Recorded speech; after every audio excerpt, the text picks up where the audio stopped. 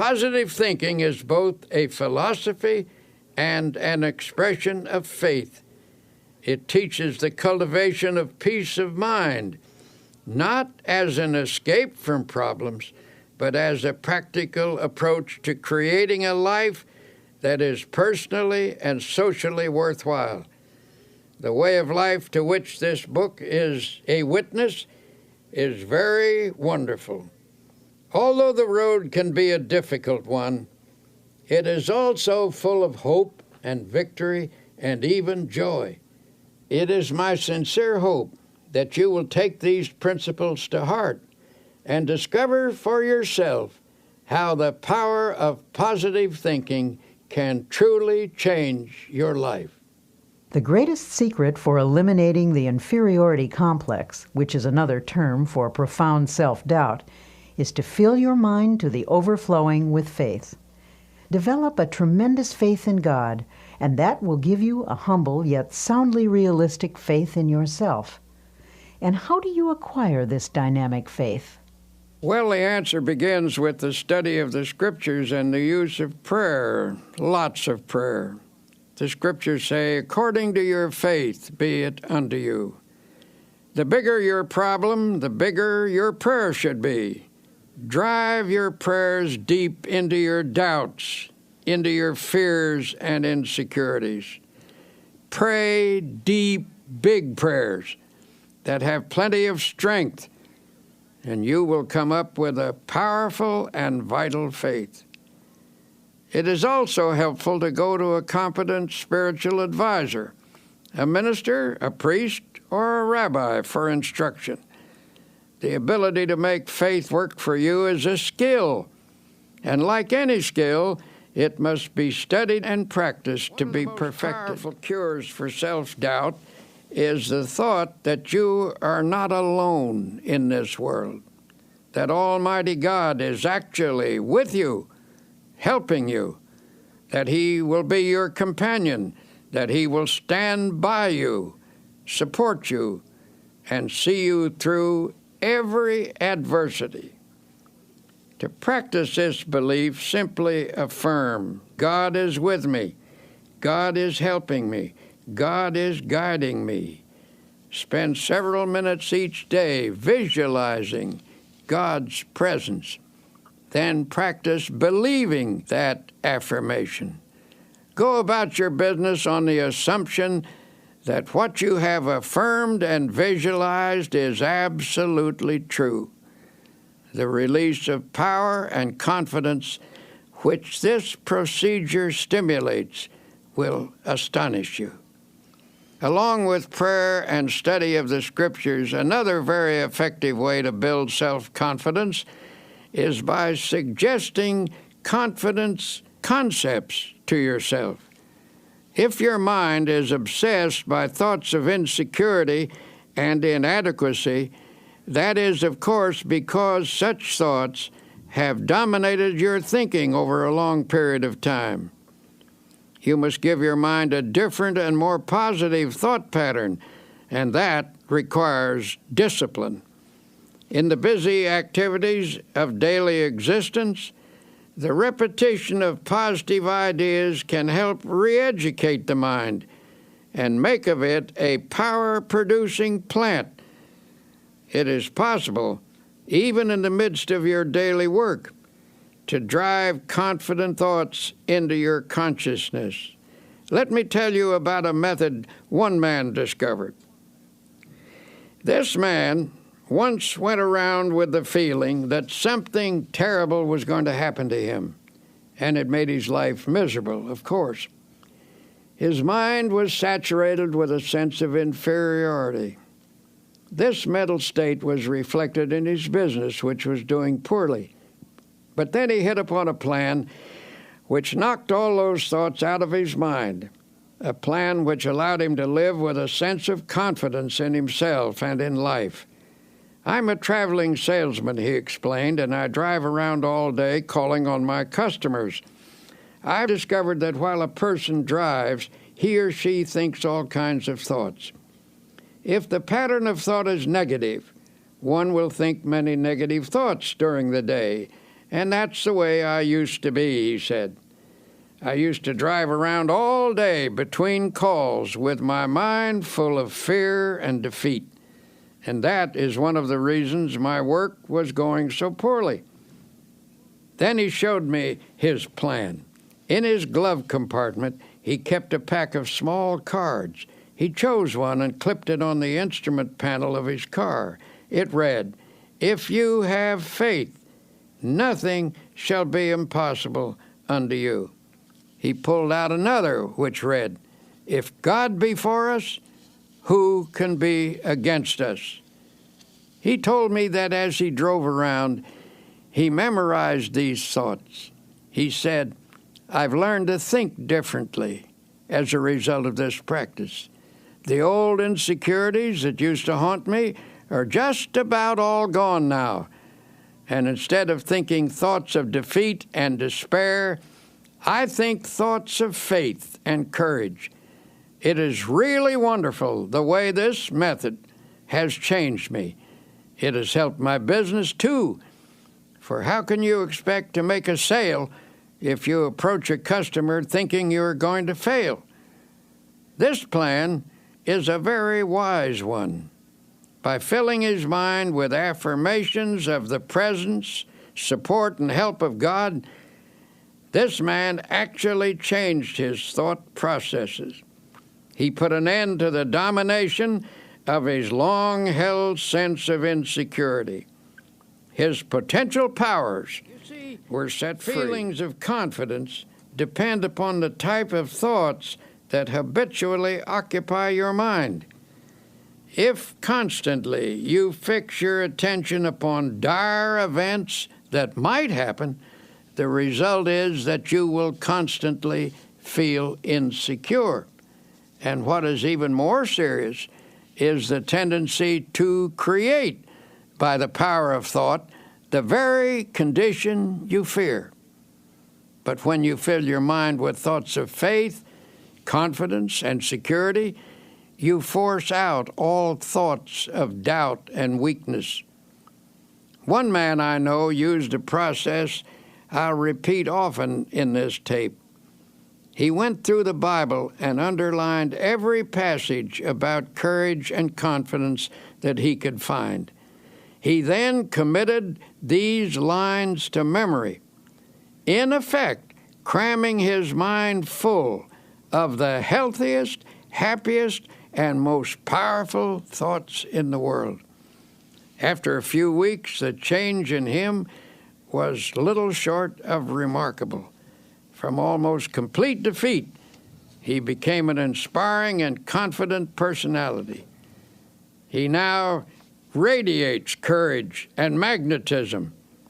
He regained confidence in himself and in his own powers by a simple process of thought conditioning. Ralph Waldo Emerson declared a tremendous truth when he said, "They conquer who believe they can." He also said, "Do the thing you fear, and the death of fear is certain." Practice confidence and faith, and your fears and insecurities will soon have no power over you. From daily difficulties to large-scale problems, tend to dissipate energy and leave you spent and discouraged. In such a condition, your true inner power is often obscured, and it becomes easy to yield to setbacks by feeling hopeless. When you find yourself in such a state, it is important to reappraise your assets. A reasonable self-evaluation will convince you that things are not as hopeless as you think they are. For example, a man of 52 consulted me. He was in despair. He told me that everything he had built up over his lifetime had been swept away. "Everything?" I asked sympathetically. "Everything," he repeated. "I have nothing left at all. Everything is gone. There is no hope, and I am too old to start all over again." And he said, "Sadly, I have lost all faith." Naturally, I felt sympathetic toward him, but it was evident that his chief trouble came from the dark shadows of hopelessness in his thinking. These shadows had entered into his mind and had distorted his outlook. His true powers had retreated behind this twisted thinking, leaving him without any force. So I said, suppose we take a piece of paper and on it list the values you have left. Ah, there's no use, he sighed. I haven't a single thing left. Well, I said, let's just see anyway. Now, is your wife still with you? Why, yes, of course, and she's wonderful, he added. We've been married for 30 years. She would never leave me, no matter how badly things were. All right, I said, let's put that down. Wife still with me. And how about your children? He said, actually, they've all told me that they love me and will stand by me. They are wonderful. Well, then, that is number 2. Children love you and will stand by you. Have you any friends? Yes, he said, I really have some fine friends who've offered to help. They've been very generous, but what can they do? So I wrote down number 3, fine friends who hold you in esteem. How about your integrity, your standing in the community? Oh, okay. I've always tried to do the right thing. Well, let's put that down as number 4, integrity, good standing. How about your health? My health is okay, I'm glad to say.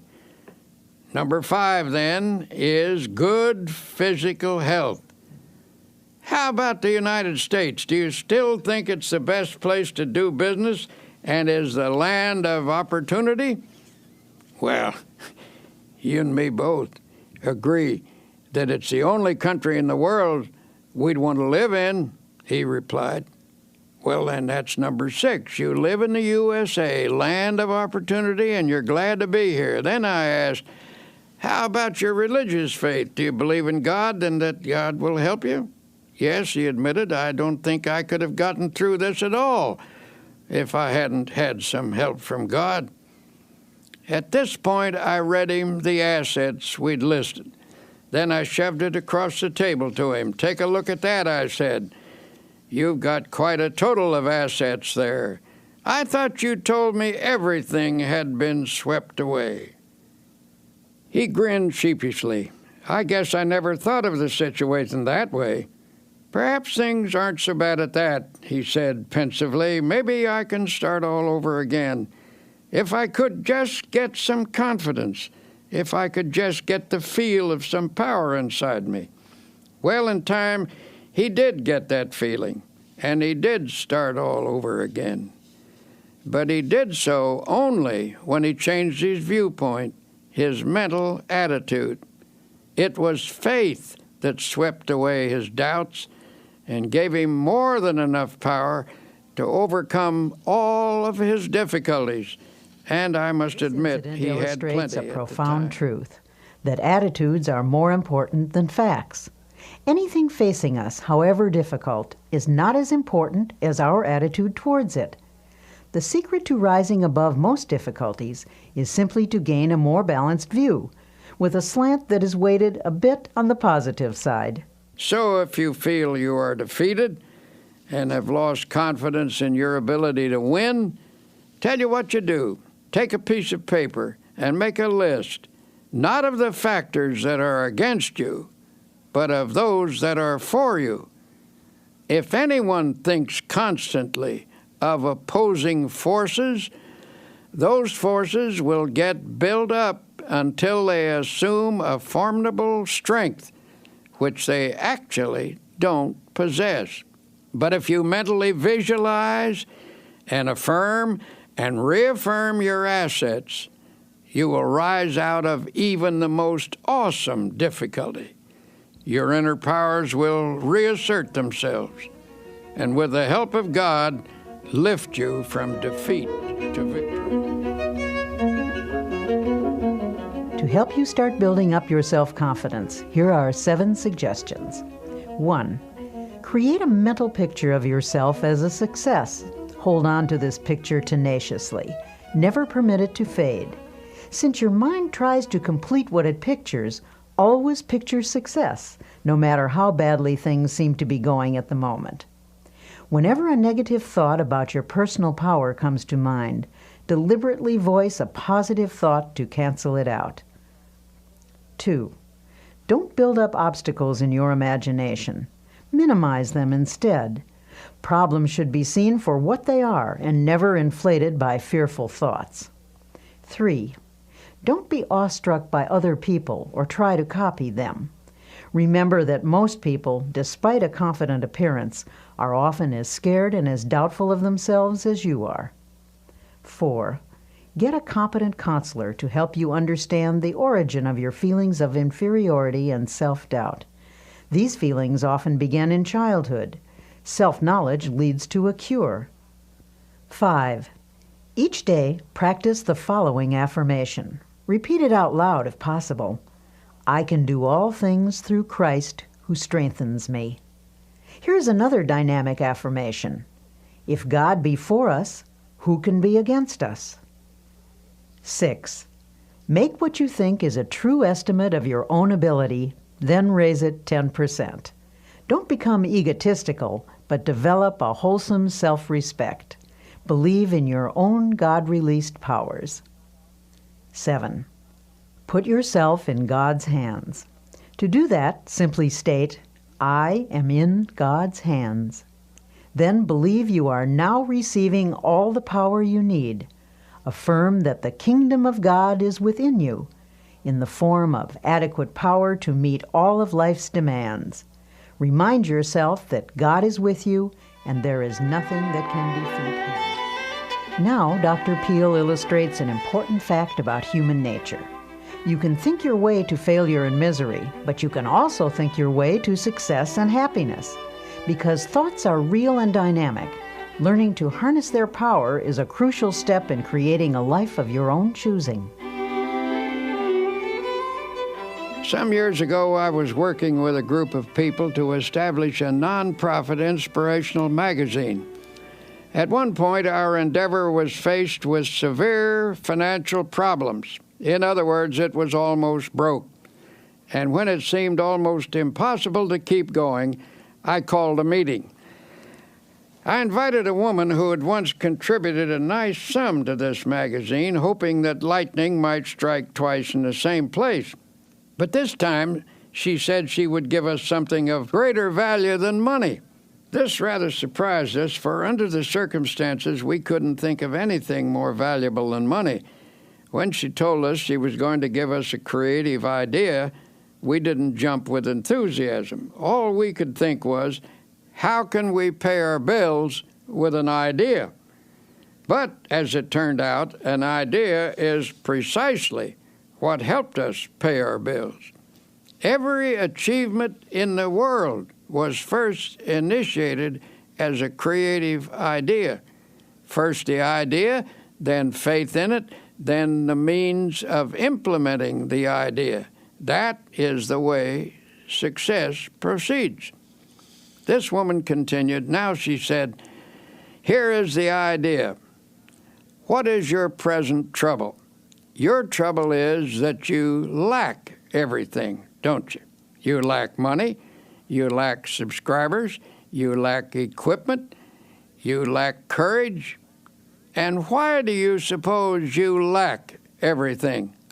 Why, simply because you're only thinking about what you lack.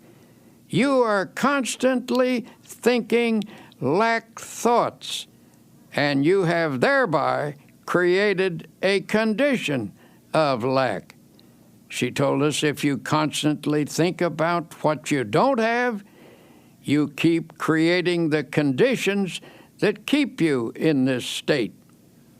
By emphasizing only what you lack, you've frustrated the creative forces that can get this project really rolling. She said, from the standpoint of doing a lot, you've been working very hard, but you failed to do the one all-important thing that will lend power to all your other efforts. You have not employed positive thinking. To correct the situation, she advised us to reverse the mental process and begin to think, instead of lack, to think prosperity, achievement, and success. She told us, don't hold on to the mental pictures of difficulties and failures. Lift your mind above them and visualize instead powers and achievements. When you elevate your thoughts into the realm of attainment, you look down on your problems rather than up at them, and thus you get a more encouraging viewpoint. Always come up over your problems mentally. Never approach a problem from below. Wise advice, if you ask me. She told us the key was to visualize the solution to our problem. Suddenly she asked, how many subscribers do you need to keep this magazine going? At that time, we had only 40,000 paid subscribers. I thought quickly and said 100,000 would do it. All right, she said confidently. That's not too hard. In fact, that's easy. All you need to do is to visualize 100,000 people being creatively helped by this magazine, and you will have them. In fact, the minute you can see them, image and visualize them in your mind, you already have them. She turned to me and she said, can you see 100,000 subscribers at this minute? Look out there. Look ahead of you in your mind. Can you see them? Well, I wasn't convinced, and I said rather doubtfully, well, maybe so, but they seem pretty dim to me. She seemed a little disappointed in me as she repeated, use your imagination to visualize those 100,000 subscribers. I guess my imagination wasn't working too well because all I could see was the insufficient but actual 40,000 paid subscribers. Then she turned to someone else. Can you see 100,000 subscribers, she asked. I rather doubted that he would either, but this fellow does have a creative imagination, and I noticed by the fascinated look on his face that she had him. He was gazing straight ahead with a look of wonder. When she asked again, do you see the 100,000 subscribers? Yes, he cried eagerly. Yes, I do see them. Electrified, I demanded, where are they? Point them out to me. Then I, too, began to visualize them. Now, continued the woman, let us say a prayer and together thank God for giving us 100,000 paid subscribers. Frankly, I thought that was pushing the Lord rather hard. But then I remembered a verse in the Scripture where it says, and all things whatsoever ye shall ask in prayer, believing, ye shall receive them. That means that when you pray for something, visualize what you pray for, believe that if it is God's will and is not selfishly sought after, then it is at that moment given to you. If you have difficulty believing this story, let me assure you that from that moment on, our magazine enterprise never lacked for anything. I tell you this because I was awed by the experience, realizing that I had stumbled upon a tremendous formula for personal victory. I call it the power of positive imaging. I decided to apply it from then on to my own problems, and whenever I've done so, I've had marvelous results. But whenever I've failed to do so, I've missed great opportunities. One of the most important insights about the human race was expressed by the famous psychologist William James. He said, the greatest discovery of my generation is that human beings can alter their lives by altering their attitudes of mind. In other words, as you think, so shall you be. If you want to improve your situation, get rid of all your old, tired, worn-out thoughts. Fill your mind with fresh, new, creative thoughts of faith, love, and goodness. By this process, you can actually remake your life. One business executive I know is the type of person who is never defeated. No problem, no setback, no obstacle ever gets him down. He simply attacks each difficulty with an optimistic attitude and a ready confidence that it will work out all right. And in some strange way, it always does. He seems to have a magic touch in life, a touch that never fails. One day he told me his secret. I was visiting his plant, a modern structure equipped with the latest machinery, using the most up-to-date production methods. It was a factory of outstanding efficiency. When we entered his office, which was decorated in a very modern style, I was quite surprised to find on his highly polished mahogany desk a battered old copy of the Bible. That book, he replied, pointing to the Bible, is actually the most up-to-date thing in this plant. Equipment wears out and furnishing styles change. But that book is so far ahead of us that it never gets out of date. When I went to college, my good Christian mother gave me that Bible, saying if I would read and practice its teachings, I would learn how to get through life successfully, just to humor her. But for years, I practically never looked at it. I thought I didn't need it. Well, how stupid can you get? And I got my life in a terrible mess. He continued his story saying everything went wrong, primarily because I was wrong. I was thinking wrong and acting wrong. I succeeded at practically nothing, failed at almost everything. Now I realize that my principal trouble was wrong thinking. I was negative, resentful, cocky, opinionated. Nobody could tell me anything. I was filled with gripes at everybody. Little wonder I had no friends. Well, he said, one night I was going through some papers and I came across the long-forgotten Bible. It brought up old memories, and I started to read it aimlessly. It's strange how things happen, how in just a moment of time, everything can become different. As I read, a sentence leaped up at me, a sentence that changed my life. And when I say changed, I mean changed. Here is the sentence this man quoted. The Lord is the strength of my life. In this will I be confident. I don't know why that one line affected me so, he went on, but it did. I now know that I was weak and a failure because I had no faith, no confidence. But when I read that line, something clicked in my mind. I guess I had what they call a spiritual experience. I decided to put my faith in God thereafter and sincerely try to do my best, following the principles laid down in the Bible. As I did so, I began to get hold of a new set of positive thoughts. In time, my old ways of thinking faded away, and these new thoughts took over and remade me.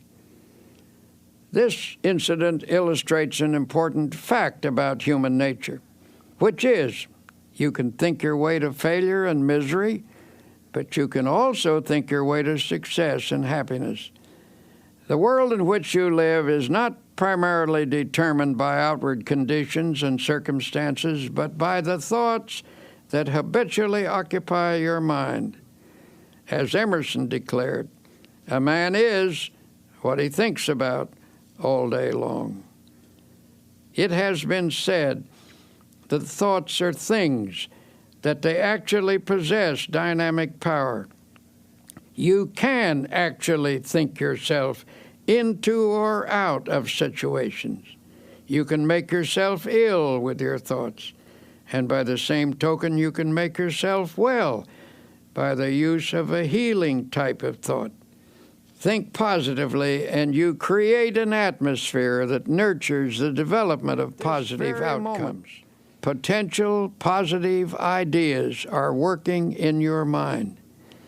By releasing and developing these ideas, you can solve your financial problem or your business situation or anything.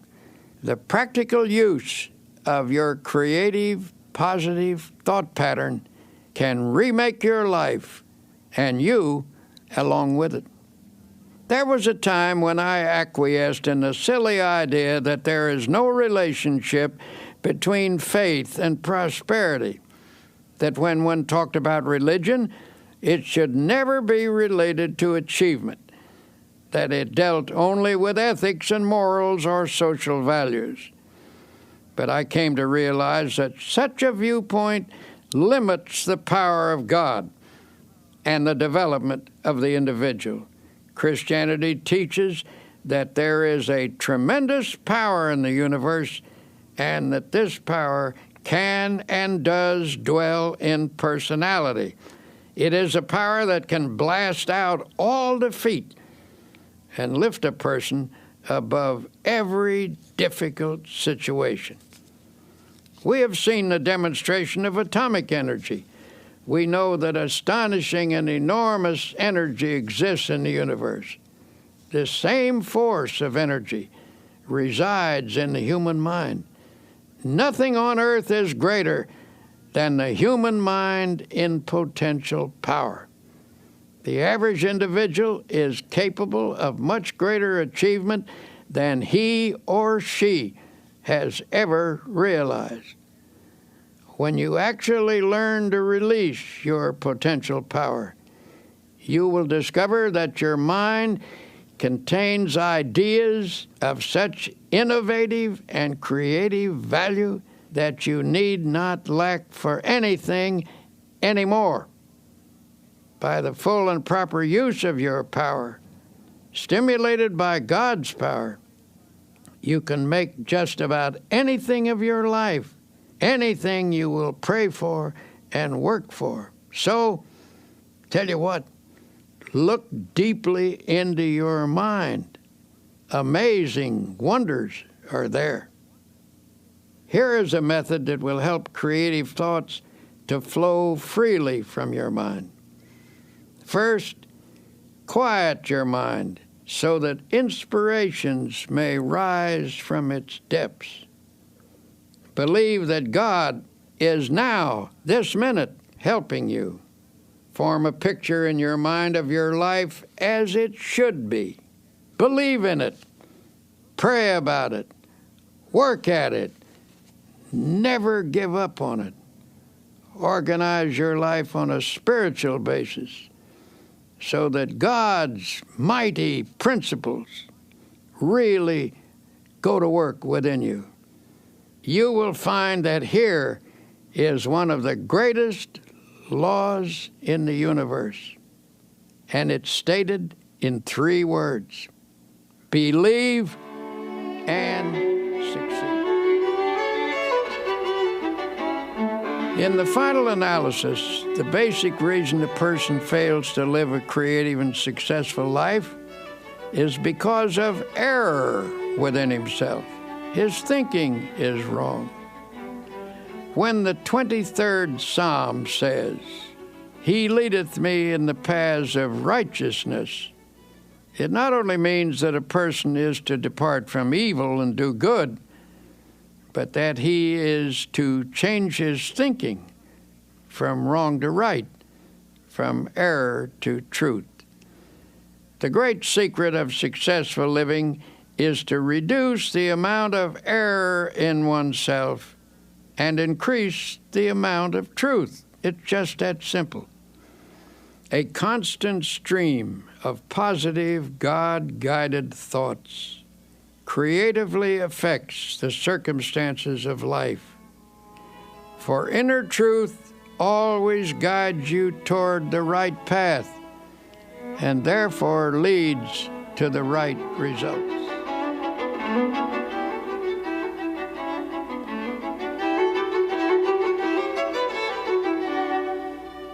Here are some practical suggestions for changing your mental attitude from negative to positive. Such a change will release the kinds of thoughts that can help you make creative changes in your circumstances. 1. For the next 24 hours, deliberately speak hopefully about everything: your job, your health, your future. Go out of your way to put optimism in everything you say. 2. After speaking hopefully for 24 hours, continue the practice for 1 week. Then you can permit yourself to be realistic for a day or two.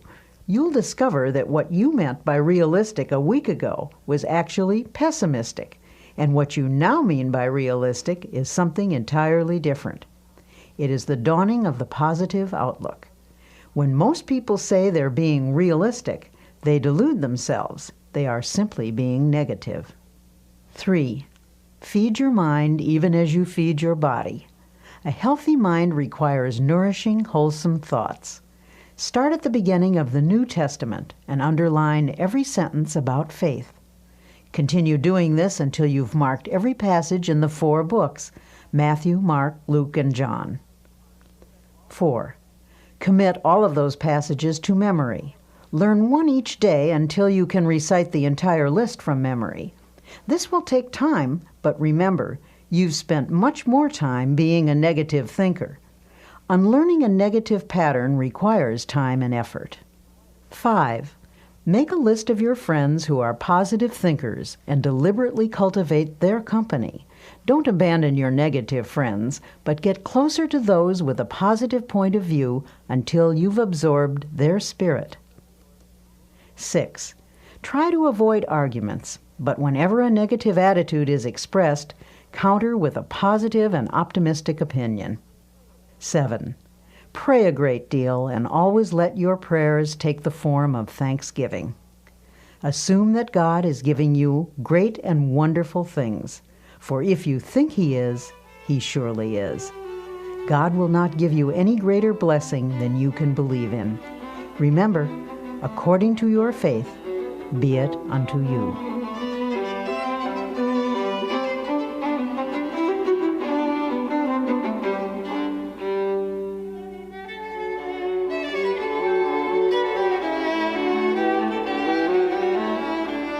We've all had problems from time to time, and for some of us they've been so large we're tempted to think that no power on earth can save us. You'll see that some people don't look at things that way. They've found there is an answer to every problem. There is a power that can help: prayer. Personally, I believe that prayer is a sending out of vibrations from one person to another and to God. The entire universe is in vibration. The air is filled with vibration. There are vibrations even in the molecules of a table. The reaction between two human beings is in vibration. When you send out a prayer for another person, you are activating the forces of a spiritual universe. You transmit from yourself to another person a sense of love, helpfulness, support, a sympathetic, powerful understanding. In this process, you awaken the creative vibrations through which God brings to pass the good things you pray for. Prayer power is a manifestation of energy. Just as there are scientific techniques for the release of atomic energy, so are there procedures for the release of spiritual energy through prayer. Tension and other related troubles can result from a lack of inner harmony, but it is remarkable how prayer restores the harmonious functioning of body and soul. It appears that even the aging process can be held in check by prayer.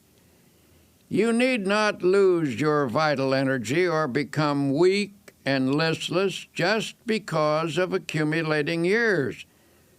nor is it necessary for your spirit to sag or become dull.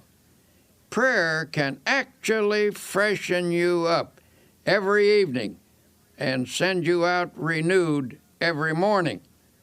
And of course, if prayer is driven deeply into your subconscious, you can receive guidance in problems.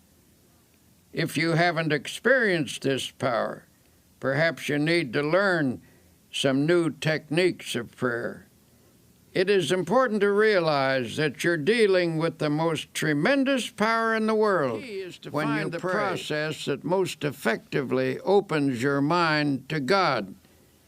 Any method which stimulates the flow of God's power into your mind is highly creative. If you've been praying in a certain manner, even if it's brought blessings, which it doubtless has, perhaps you can pray even more profitably by varying the pattern and by experimenting with fresh prayer formulas. One man I know opened a small business in New York City a number of years ago. He characterized his first establishment as a little hole in the wall. He had only one employee. In a few years, this man moved into more extensive quarters. It became a very successful operation. As he described it, his method of business was to fill the little hole in the wall with optimistic prayers and positive thoughts. He declared that hard work, positive thinking, fair dealing, right treatment of people, and the proper kind of praying always gets results. This man, who certainly has a creative and innovative mind, worked out his own formula for solving his problems. It's a curious formula, but I have practiced it myself, and I know that it works. 1. Prayerize. 2. Picturize. 3. Actualize. By prayerize, he meant a daily system of creative prayer. When a problem arose, he talked it over with God very simply and directly. He didn't talk to God as to some vast and far-off shadowy being, but conceived of God as being with him there in his office, in his home, on the street, in his car, always nearby as a partner and close associate. He took seriously the biblical injunction to pray without ceasing. He interpreted this to mean that he should go about the business of each day, discussing with God in a natural manner the questions and decisions that had to be resolved. He filled his daily life full of prayer. That is to say, he lived by prayer. For example, he would say, "What will I do about this, Lord?" Or, "Give me a fresh insight on this, Heavenly Father." The presence of God finally came to dominate his conscious and ultimately his unconscious thinking. In effect, he prayerized his daily life and business. In his formula of creative prayer is to picturize. We've all seen how the person who assumes success tends to already have success. People who assume failure tend to have failure. When either failure or success is pictured, there is a very strong tendency for that picture to actualize as fact and become reality. To assure something worthwhile happening, therefore, first pray about it and test it according to God's will. Then print a picture of it on your mind as happening, holding that image firmly in consciousness. Continue to check that picture to God's will. That is to say, put the matter in God's hands and follow God's guidance. Work hard and intelligently, thus doing your part to achieve success in the matter. Practice believing and continue to hold the picture firmly in your thoughts. Do this, and you will be astonished at the ways in which that which is visualized comes to pass. A woman became aware she and her husband were drifting apart. Theirs had been a happy marriage, but the wife became preoccupied with social affairs, and the husband had gotten super busy. Before they knew it, the old-time close companionship was gone. Then, one day, she discovered his interest in another woman. At this, she lost her head and became hysterical. When she consulted her minister, he listened to her tale and then turned the conversation to herself. She admitted that she had become self-centered, sharp-tongued, and nagging. She then confessed that she had never felt herself the equal of her husband. Her sense of inferiority had made her retreat actually into antagonism. The minister suggested that she create an image of herself as capable and attractive. He whimsically told her that God runs a beauty parlor and that faith techniques could put beauty on a person's face and charm and ease in their manner. He gave her instruction in how to pray and how to spiritually picturize. He also advised her to hold a mental image of the goodness of her husband and of being once again in harmony and companionship with him. She was to hold this picture tenaciously with faith. Soon after this, her husband informed her that he wanted a divorce. She had conquered herself enough by now to receive this request with calmness. She replied that she was willing if he wanted it, but suggested they defer the decision for 90 days. If he still wanted a divorce at the end of this period, she would cooperate with him. Night after night he went out, and night after night she sat at home. But now she pictured him as seated in his old chair. She painted an image of him there, comfortably reading as in the old days. She visualized him puttering around the house, painting and fixing things as he used to do. She visualized the two of them playing golf together and taking hikes as they once did. She maintained this picture with steady faith, and one night, what do you know? There he actually sat in his old chair.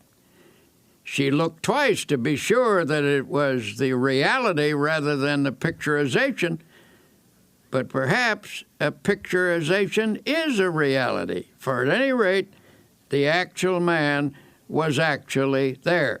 After that night, he still went out occasionally, but more and more frequently, he sat in his chair. Then he began to read to her, as in the old days.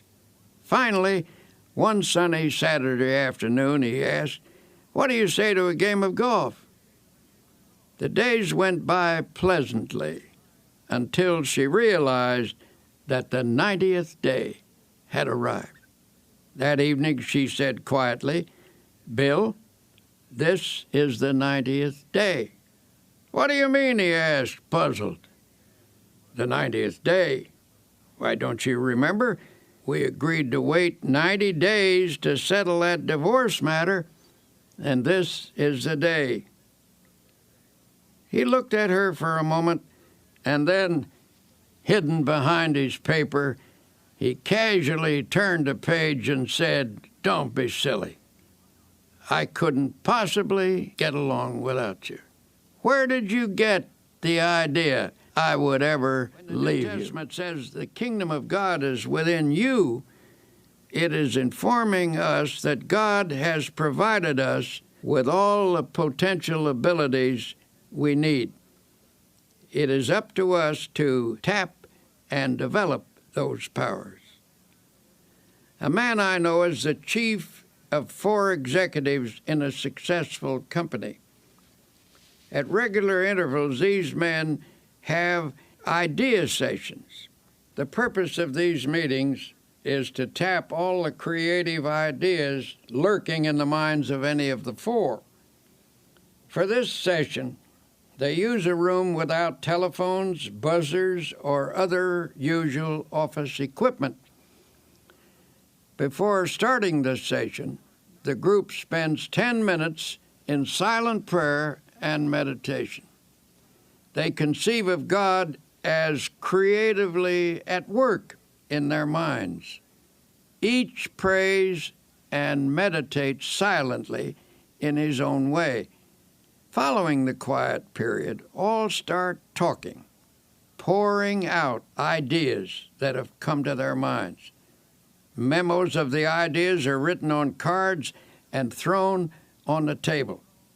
No one is permitted to criticize any idea at this point, for they believe that argument can stop the flow of creative thought. The cards are gathered up to be evaluated at a later session, which follows this idea-tapping session, where thinking is stimulated by prayer power. As one of the executives explained, we've come up with insights that not only show on our bottom line, but which have given us a new feeling of confidence. Beyond that, a deeper feeling of fellowship among the 4 of us has grown, and this has spread to others as well.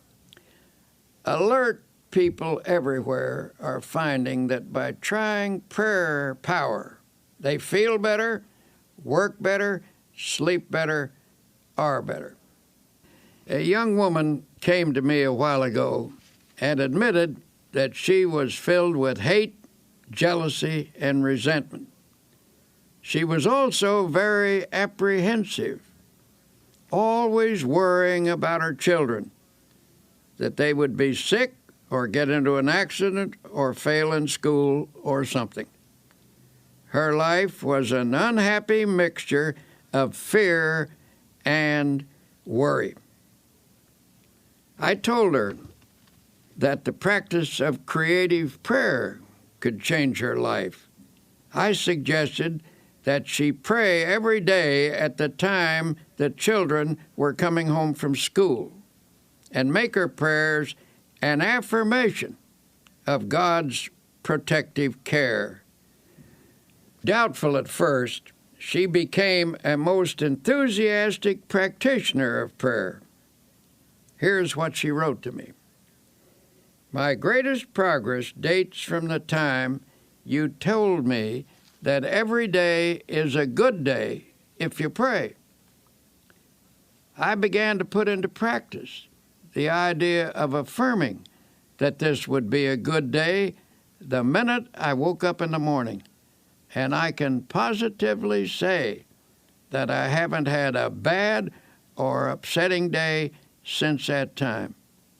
The amazing thing is that my days actually haven't been any smoother or any more free from petty annoyances than they ever were, but they just don't seem to have the power to upset me anymore. Every night I begin my prayers by listing all the things for which I am grateful, little things that added to the joy of the day. I know that this habit has geared my mind to pick out the nice things and forget the unpleasant ones. The fact that for 6 weeks I have not had a single bad day and have refused to get downhearted with anyone is really people marvelous find tremendous to me. Power each day through prayer. Here are 10 suggestions for achieving effective results from your prayers. 1. Set aside a few minutes each day. Do not say anything. Simply practice thinking about God. This will make your mind spiritually receptive. 2. Pray out loud using simple, natural words. Tell God anything that's on your mind. Talk to God in your own language. 3. Pray as you go about the business of the day, on the subway or bus or at your desk. Begin by closing your eyes to shut out the world and concentrate briefly on God's presence. 4. Don't always ask for something when you pray, but instead affirm that God's blessings are being given and spend most of your prayers offering thanks. 5. Pray with the belief that sincere prayers can reach out and surround your loved ones with God's love and protection. 6. Never use a negative thought in prayer. Only positive thoughts get results. 7. Always express willingness to accept God's will. Ask for what you want, but be open to take what God gives you. It may be better than what you ask for. 8. Practice the attitude of putting everything into God's hands. Ask for the ability to do your best and then leave the results confidently to God. 9. Pray for people you do not like or who have mistreated you. Resentment is the first obstacle to spiritual power. 10. Make a list of people for whom to pray. The more you pray for others, especially those not connected with you, the more the good results of prayer will come back to you.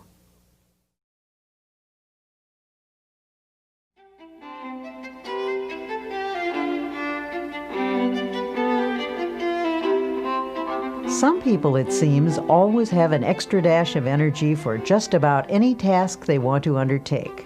What's the secret? How do they do it? In this lesson, entitled Tune Into the Infinite, Dr. Peale talks about the source of all energy and how to tap into its boundless power. A Major League Baseball pitcher once played a long game when the temperature was over 100 degrees. He lost several pounds as a result of the afternoon's exertion, and at one stage of the game his energy was severely depleted. But this man had a unique method for restoring energy. He simply repeated a passage from the Old Testament. But they that wait upon the Lord shall renew their strength. They shall mount up with wings as eagles. They shall run and not be weary, and they shall walk and not faint.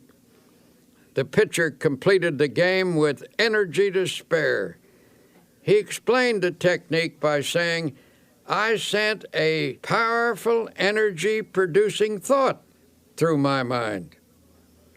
As this baseball player discovered, prayer has the power to alter not only our attitudes, but our energy level as well.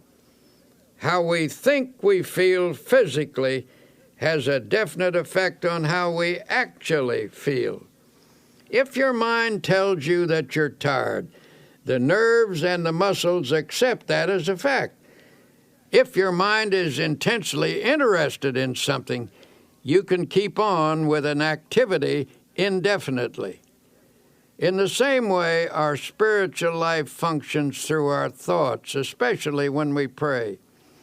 When you tell yourself that you have powerful internal resources, you supply attitudes of faith to your mind. Such attitudes increase your energy and your well-being. A man full of vitality and vigor says that he goes to church regularly to get his batteries recharged. His concept is sound. God is the source of all energy. Atomic energy, electrical energy, spiritual energy. Indeed, every form of energy derives from the Creator. The Bible emphasizes this point when it says, He giveth power to the faint, and to them that have no might He increaseth strength. And here's how the Bible describes life's energizing and re-energizing process. In Him we live and move and have our being, In other words, from God we receive our vitality and our dynamic energy, and through Him we attain completeness. Contact with God establishes within us a flow of the same type of energy that recreates the world, that renews springtime every year. When we're in spiritual contact with God through our thoughts, divine energy flows through us and automatically renews the original creative act. It's not unlike an electric clock connected to an outlet. The clock continues to keep time until it's unplugged. Then it stops because it has lost contact with its source of power. When we lose contact with our divine source of energy, much the same thing happens. We can tap into a reservoir of boundless power, and from this source we can draw on unlimited energy for body and mind. A friend of mine, a man whose responsibilities are very heavy, works from morning until night without interruption, but this fellow always seems able to assume new obligations. Most importantly, he has the knack of handling his work easily and efficiently. One day I happened to be talking with his physician, and I commented that I hoped this man wasn't setting a dangerous pace that could lead to a breakdown. The doctor shook his head. "No," he replied, "I don't think there's any danger of a crack-up. The reason is that he's a thoroughly well-organized individual with no energy leaks in his makeup. He handles things with easy power and carries burdens without strain. He never wastes an ounce of energy. Every effort is applied with maximum force." When asked to account for this seemingly boundless energy and efficiency, the physician stated, "He's emotionally well integrated, and what's more important, he is a soundly religious person. His religion provides him with a workable mechanism for preventing energy leaks. It isn't hard work that drains off energy, but emotional upheaval, and this man is entirely free. People are realizing that the maintenance of a sound spiritual and emotional life is an important factor in the enjoyment of a forceful personality. If proper attention is given to the spirit and the emotions, energy will be conserved. But if emotional reactions are not kept in balance, you will begin to see a drain on your vital force. When body, mind, and spirit work harmoniously, there is a natural and continuous replacement of necessary energy. It was the custom of Thomas A. Edison, the world's greatest inventive wizard, to come home from his laboratory after many hours of labor and lie down on his old couch. His wife said he would fall asleep as naturally as a child. In perfect relaxation, he would sink into a deep and untroubled slumber. After 3 to 5 hours, he would become instantly wide awake, completely refreshed, and eager to return to his work. When she was asked to analyze her husband's ability to rest in such a natural and complete manner, Mrs. Edison said, "He was nature's man." By that she meant that he was completely in harmony with nature and with God. He was free from obsessions, disorganization, conflict, mental quirks, and emotional instability. He worked until he needed to sleep. Then he slept soundly, arose, and returned to his work. He lived a long life and was in many respects the most creative mind ever to appear on the American continent. He drew his energy from emotional self-mastery, the ability to relax completely, his amazingly harmonious relationship with the universe, caused nature to reveal to him its inscrutable secrets. Every great personality I have ever known, and I have known many, who has demonstrated the capacity for prodigious work, has been a person in tune with the infinite. Every such person seems in harmony with nature and in contact with divine energy. They haven't necessarily been pious people, but invariably they have been extraordinarily well organized from an emotional and psychological point of view. It is fear, resentment, inner conflicts, and obsessions that throw us off balance and thus cause the expensive and unnecessary expenditure of natural awakening force. To the close relationship between religion and health, we are beginning to comprehend a basic truth, that our physical condition is determined very largely by our emotional condition, and our emotional life is profoundly regulated by our thought life. All through its pages, the Bible talks about vitality and force and life. The supreme overall word of the Bible is life, and life means vitality, to be filled with energy. Jesus stated the key expression, "I am come that they might have life, and that they might have it more abundantly." Or as one version has it, "I am come that they might have life and have it in all its fullness." This does not rule out pain or suffering or difficulty, but the clear implication is that if a person practices the creative and recreative principles of Christianity, he can live with power and energy. It's important to note that the practice of these principles will bring a person into the proper tempo of living. Our energies are frequently destroyed because of the abnormally high pace at which we go about our lives. To conserve energy, you must get your personality speed synchronized with the rate of God's movement. God is in you. If you are going at one rate and God at another, you will tear yourself apart. Though the mills of God grind slowly, yet they grind exceedingly small. The mills of most of us grind very rapidly, and so they grind poorly. When we become attuned to God's rhythm, we develop a normal tempo within ourselves, and energy flows freely. The hectic habits of this age have many disastrous effects. Everything is speeded up, and for that reason many people feel unnecessarily tired. The solution is to get into the time synchronization of Almighty God.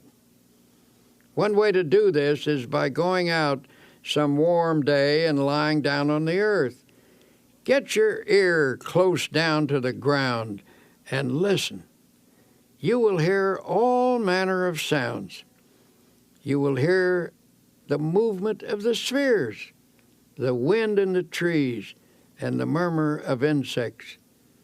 You will discover presently that there is in all these sounds a well-regulated tempo. You cannot get that tempo by listening to traffic in the city streets, for it is lost in the confusion of sound. You can get it in church, where you hear the Word of God and the great hymns.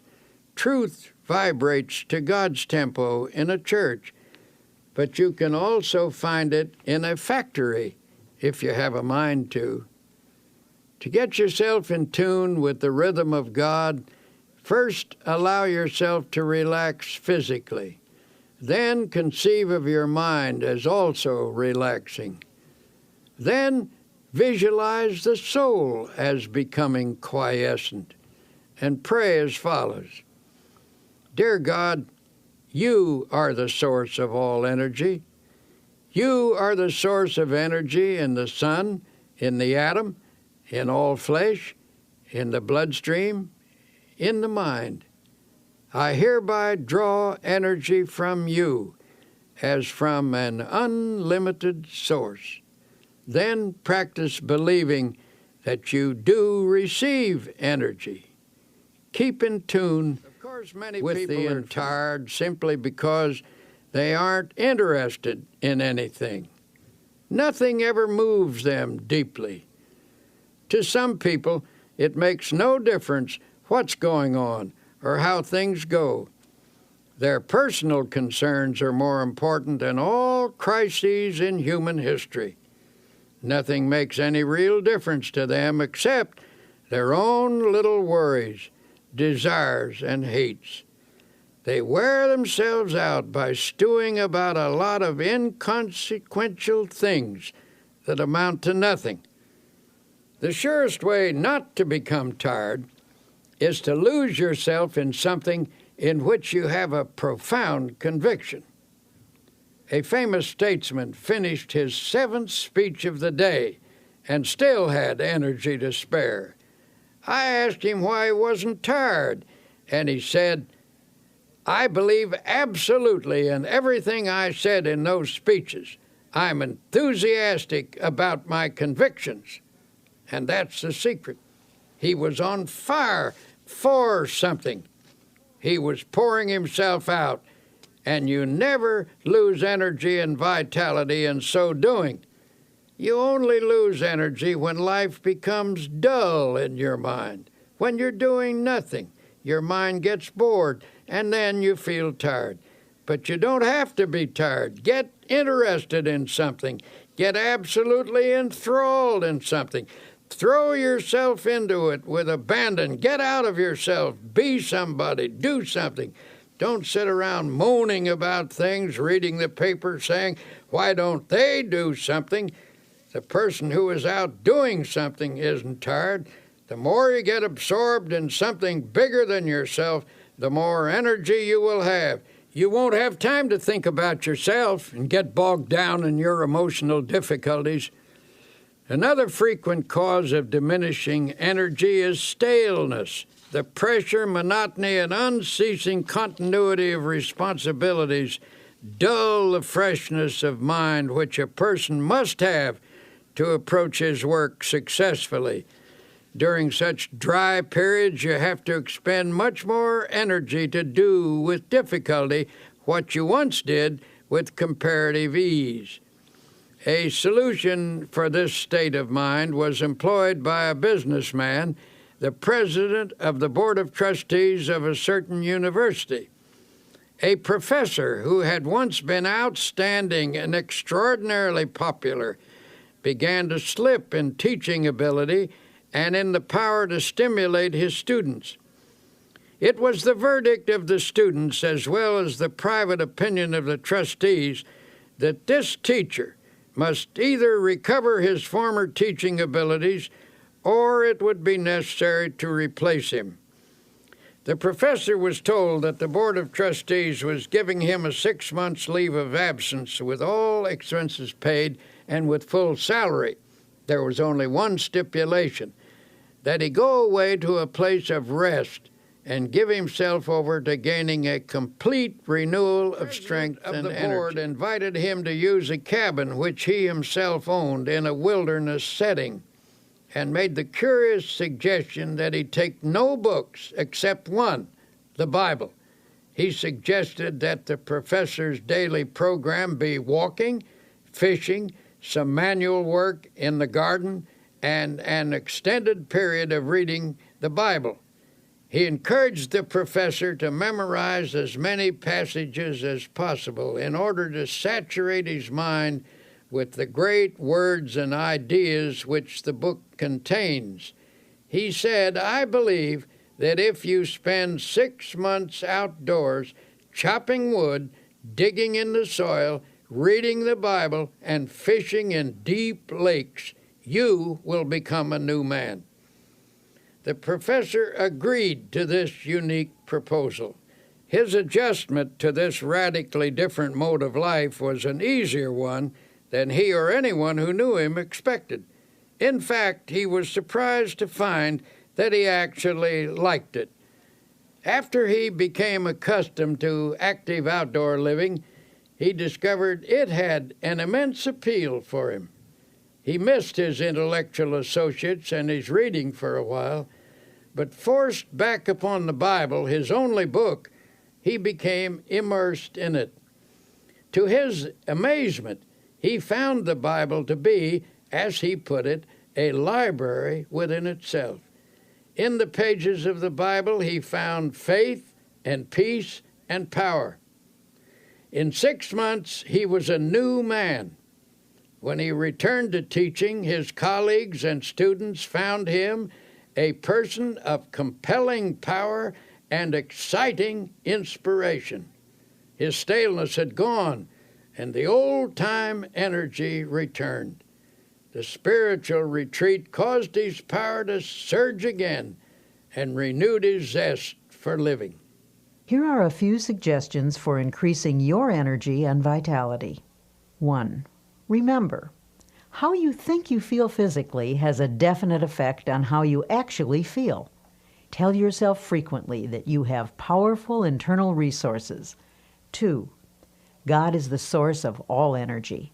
To tap into this boundless reservoir, repeat this affirmation: He giveth power to the faint, and to them that have no might, He increases strength. 3. Try to stay in harmony with nature and in contact with divine energy.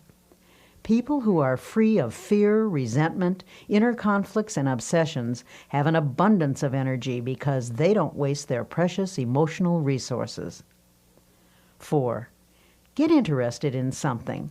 People frequently feel tired because they aren't on fire for something outside their own small circle of interests. 5. Rejuvenate your spirit by taking yourself away from daily routines. Take along a Bible as your companion.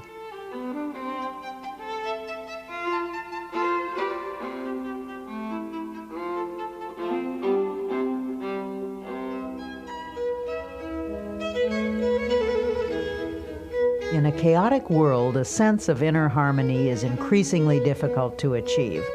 And yet, tranquility is essential to both physical and emotional well-being. In this section, entitled "A Peaceful Mind Generates Power," you will learn one of the most important characteristics of a happy and successful person: peace of mind. How often have you found yourself complaining about how poorly you slept the night before, that you went to bed with an ear full of trouble? Given the choice, wouldn't you rather fall asleep with a mind full of peace? The secret to a mind full of peace lies in one's mental attitude. The life of strain is very difficult. On the other hand, the life of inner peace, being harmonious and without stress, is the easiest type of existence.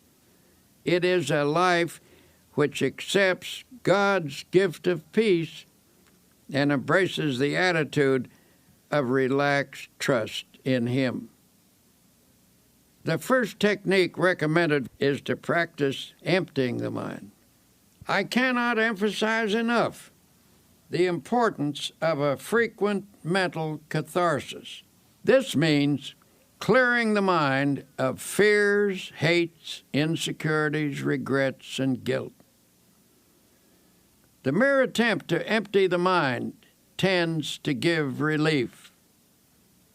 Haven't you ever experienced a welcome sense of release when you've poured out your troubles to somebody you can trust? One effective method for doing this is the daily practice of silence. Everyone should insist upon at least 15 minutes of absolute silence every day.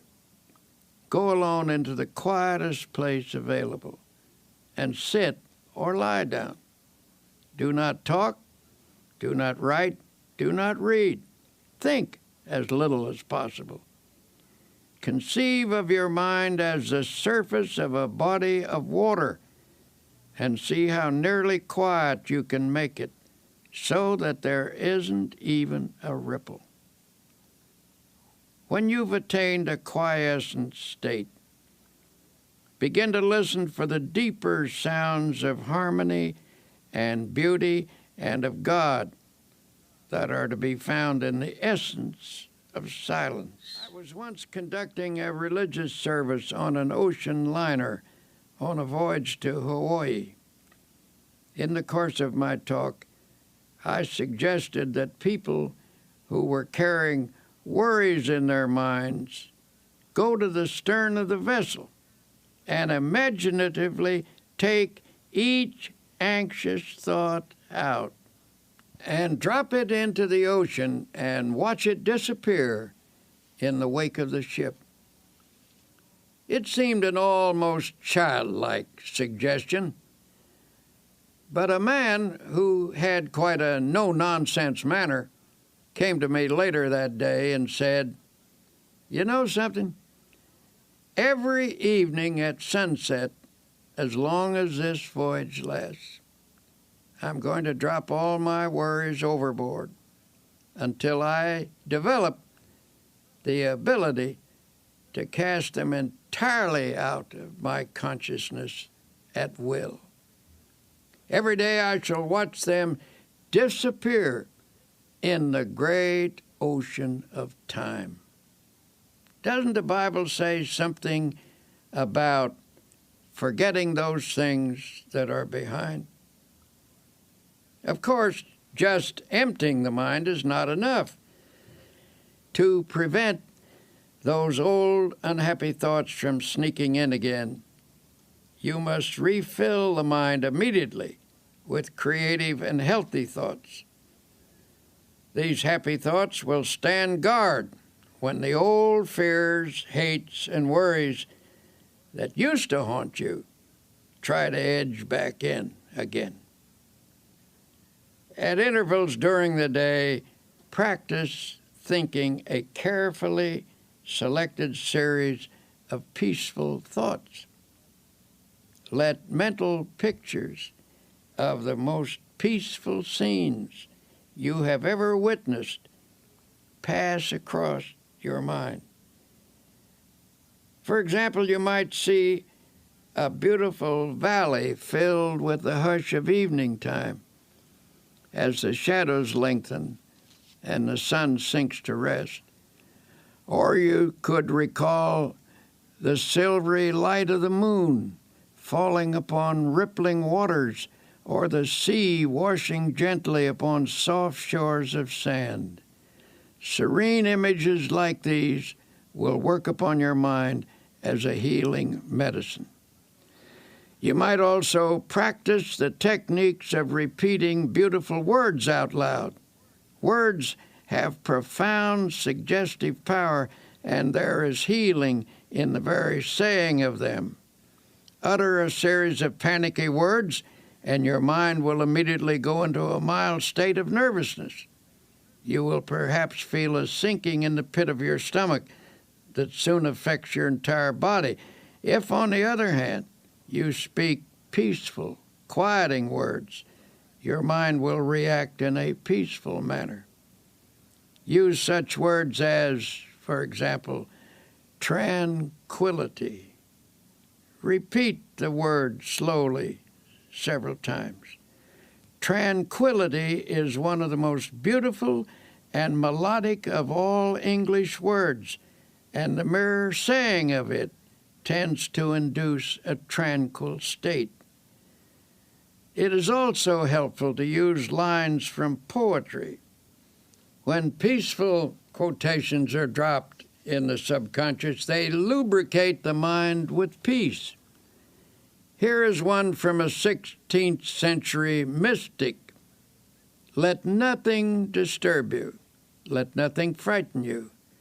Everything passes away except God. God alone is sufficient." The words of the Bible have a particularly strong therapeutic value. Drop them into the mind, allowing them to dissolve in consciousness, and they will spread a healing balm over your entire being. For attaining peace of mind, this is one of the simplest things to do, and also one of the most effective. There are other practical ways by which you can develop a serene state of mind. One way is through your conversations. Depending upon the words we use and the tone in which we use them, we can talk ourselves into being nervous high-strung and upset. But by our speech, we can also achieve quiet reactions. Talk peaceful to be peaceful. You see, the words we speak have a direct and definite effect upon our thoughts. So in a group, when the conversation takes an upsetting trend, try injecting peaceful ideas into the talk. Note how it counteracts the tension. A conversation filled with unhappy expectation, at breakfast, for example, often sets the tone of the entire day. On the other hand, if you start each day by affirming peaceful attitudes, your days will tend to be pleasant and successful. Perhaps our lack of inner peace is due in part to the effect of today's increased levels of noise. Research indicates that certain amounts of noise in the place we work, live, or sleep affects the nervous system and reduces efficiency. Contrary to popular belief, it is doubtful if we ever completely adjust to some noises. No matter how familiar a repeated sound becomes, it never passes unheard by the subconscious. Automobile horns, the roar of airplanes, and other strident noises actually result in physical activity during sleep, transmitted to and through the nerves by these sounds, cause muscular movements which keep us from getting a real rest. On the other hand, the practice of silence is healing, soothing, and healthy. The sense of rest that results from the practice of complete silence is of utmost value. Now, there is another factor in the search for inner peace that I must mention. Frequently, I find that people who lack a sense of inner peace are victims of self-punishment. At some time in their life, they've committed a sin and are then haunted by a sense of guilt. Sometimes this type of person has sought divine forgiveness, and the good Lord, we know, always forgives someone who asks him and who means it. However, there is a curious quirk in the human personality that sometimes won't allow an individual to forgive himself. A person like this feels he deserves punishment and is therefore always anticipating punishment. As a result, he lives in constant apprehension that something bad is going to happen. In order to find peace under these circumstances, he feels he must intensify his activity. He thinks that hard work will give him some release from his sense of guilt. A physician told me that a number of cases of nervous breakdown in his practice were linked to such guilt feelings, where the patients unconsciously attempted to compensate by hectic overwork. Then they attributed their breakdown not to a sense of guilt, but to their overworked condition. This doctor told me that such a breakdown needn't happen if only the patient could be released from his guilt.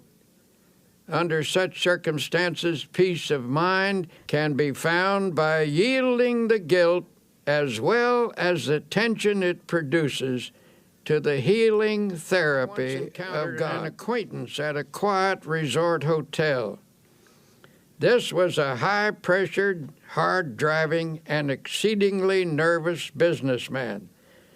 I found him sitting in the sun in a deck chair and said I was glad to see him relaxing in such a beautiful spot. Nervously, he replied, "I haven't any business being here. I have so much work to do at home. I'm under terrible pressure. I'm nervous, jumpy, I can't sleep. My wife insisted that I come down here for a week. The doctors say there's nothing wrong with me that right thinking and relaxation can't cure. But how in the world do I do that? I would do anything to get a sense of quiet inside myself.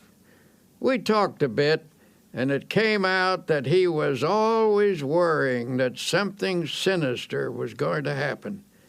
For years, he had lived in a constant state of apprehension about something happening to his wife or his children or his home. It was not difficult to analyze this case. His trouble rose from a double source, from childhood insecurities and from later guilty experiences.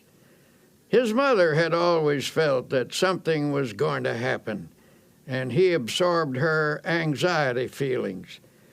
Later, he committed some sins, and his subconscious mind insisted upon self-punishment.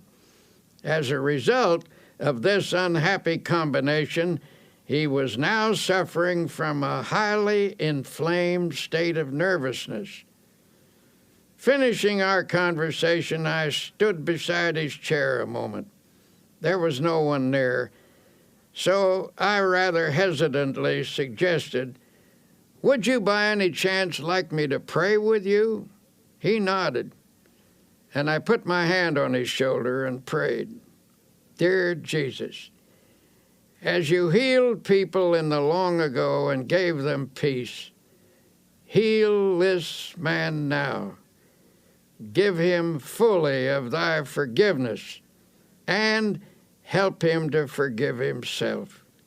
Separate him from all his sins, and let him know that you do not hold them against him. Set him entirely free from them. Then let thy peace flow into his mind, into his soul, and into his body. He looked up at me with a strange expression on his face, and then turned away, for there were tears in his eyes. Months later, I ran into him in New York, and he said, "Something happened to me that day when you prayed for me.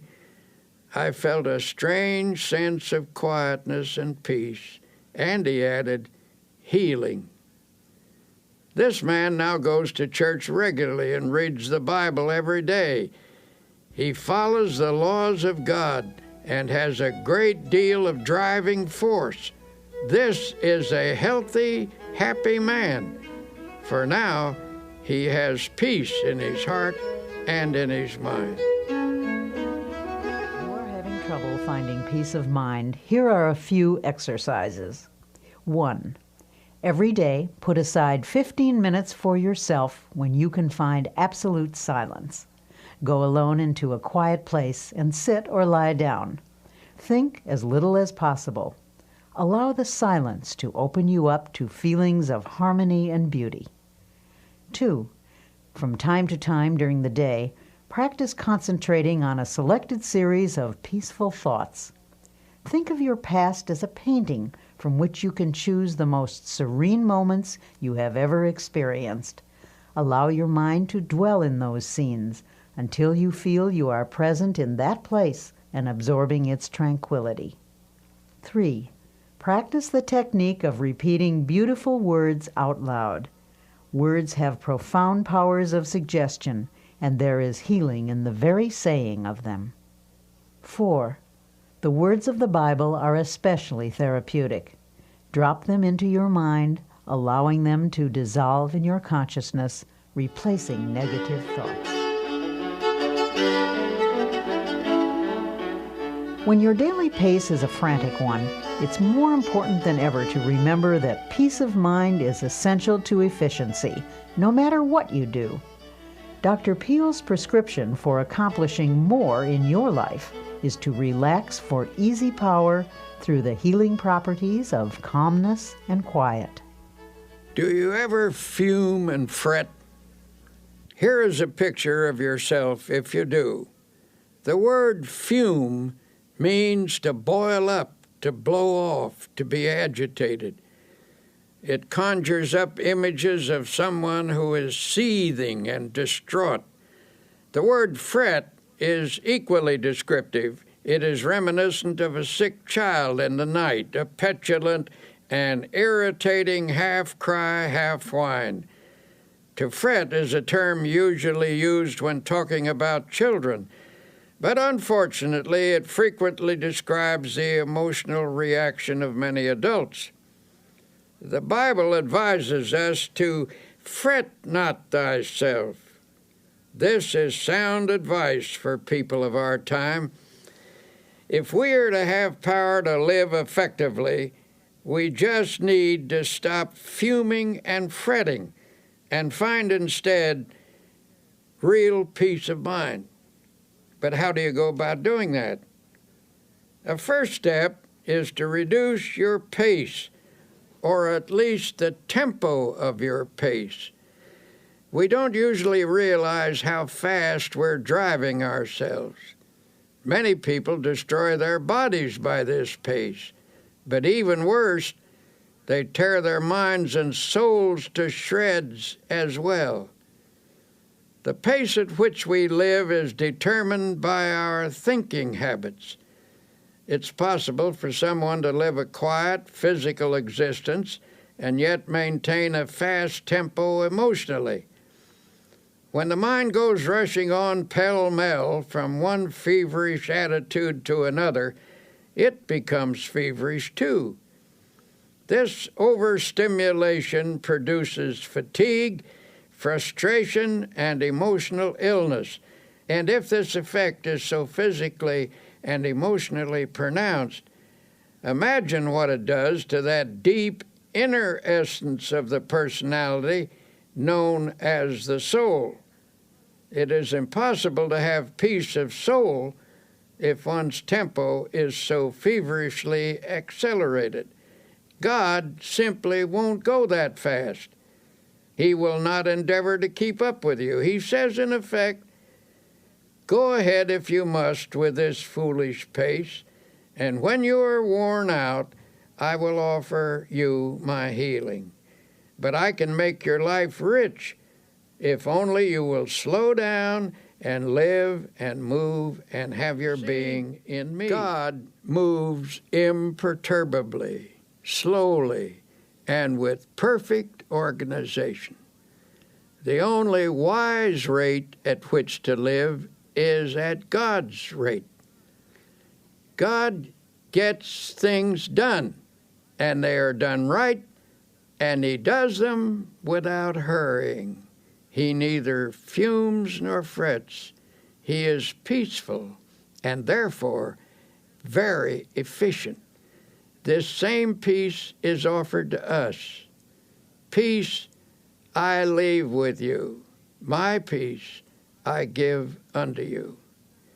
Sometimes I wonder if this generation isn't so accustomed to tension and noise that many aren't comfortable without it. The deep quietness of woods and valleys, so well known to our forefathers, is almost an alien state to them. It seems that the tempo of their lives doesn't allow them to draw upon the marvelous sources of peace and quietness that the physical world offers.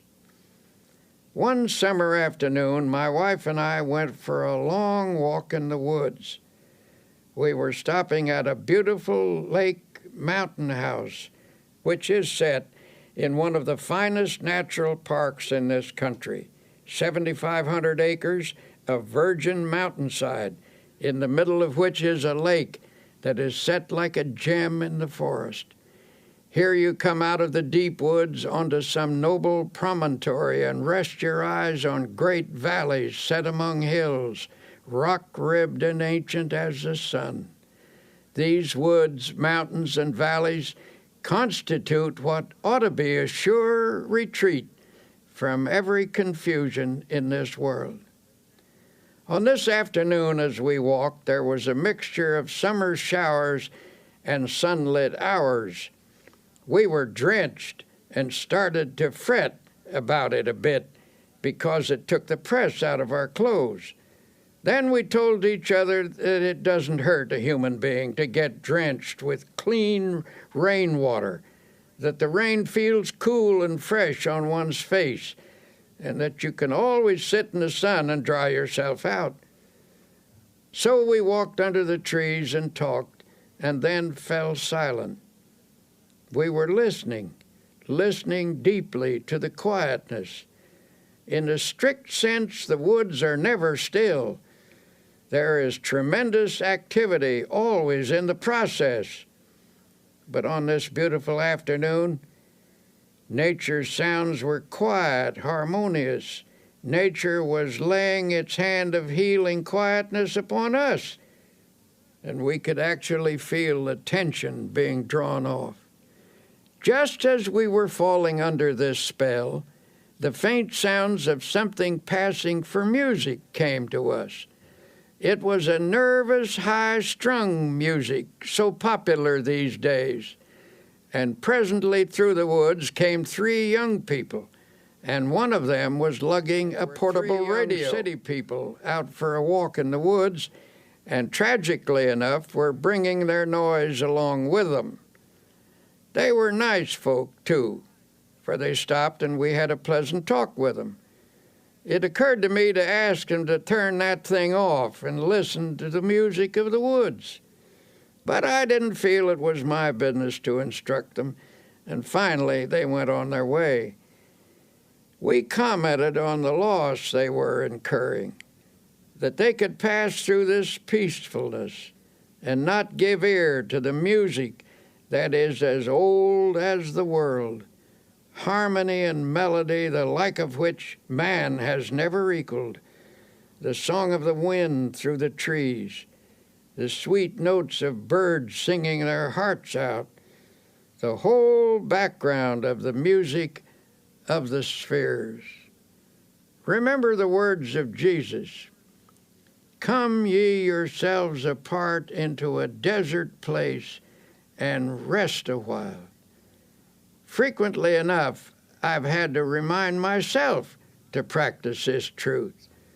But we must discipline ourselves to quietness if we expect its benefits in our lives. To help reduce the tension that seems to dominate people everywhere, you can start by reducing your pace. To do that, you will need to slow down and quiet down. Do not fume. Do not fret. Practice being peaceful. Practice the peace of God, which passeth all understanding. Then note the quiet sense of power that wells up within you. A physician gave some rather unusual advice to a patient of his, one of those aggressive, go-getter types of businessman. This man had been telling him that he takes his briefcase home with him every night, packed with important work that must get done right away. When the doctor asked if someone else couldn't help him with it, the man snapped, "Nope, I'm the only one who can do it. Everything depends on me." The doctor asked, "If I write a prescription, will you follow it?" This, believe it or not, was the prescription. His patient was to take off 2 hours every working day and go for a long walk. Then he was to take off a half day a week and spend that half day in a cemetery. In astonishment, the patient demanded, "Why should I spend a half day in a cemetery?" "Because," answered the doctor, "I want you to wander around and look at the gravestones of men who are there permanently. I want you to meditate on the fact that many of them are there because they thought, even as you do, that the whole world rested on their shoulders.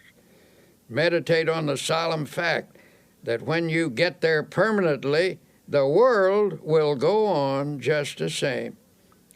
There are times when it is essential to check our headlong pace, and it must be emphasized that the only way to stop is to stop. Believe me, I know personally from a certain city to give a lecture and was met at the plane by a committee. I was rushed to a bookstore where I had an autographing party, and then to another bookstore where another autographing party was held. Then they rushed me to a luncheon.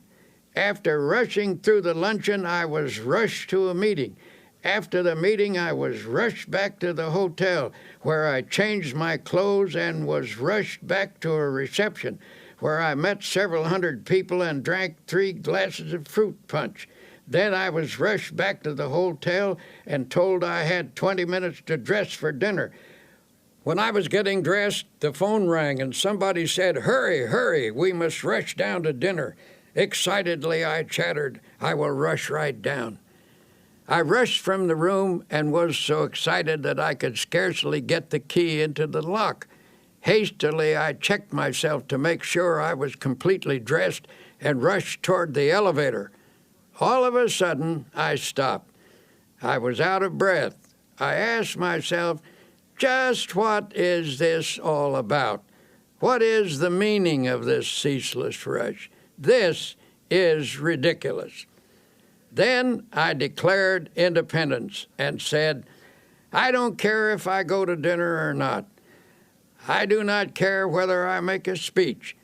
I do not have to go to this dinner, and I do not have to give a speech.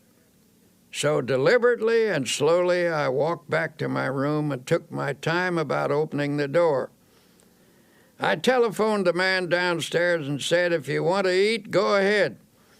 If you want to save a place for me, I will be down after a while when I'm good and ready. But I'm not going to rush anymore. So I removed my coat, sat down, took off my shoes, put my feet up on the table, and just sat. Then I opened the Bible and very slowly read aloud the 121st Psalm. I will lift up mine eyes unto the hills, from whence cometh my help. I closed the book and had a little talk with myself, saying, come on now, son, start living a slower pace and a more relaxed life. And then I affirmed, God is here and his peace is touching me. I don't need anything to eat, I reasoned. I eat too much anyway. Besides, the dinner will probably not be very good, and if I am quiet now, I will give a better speech at 8 o'clock. So I sat there resting and praying for a while. I shall never forget the sense of peace and personal mastery I had when I walked out of that room. I had the glorious feeling of having overcome something, of having taken control of myself emotionally. And when I reached the dining room, the others had just finished the first course.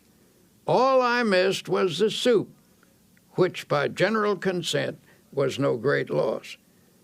This incident was an amazing encounter with the healing presence of Almighty God.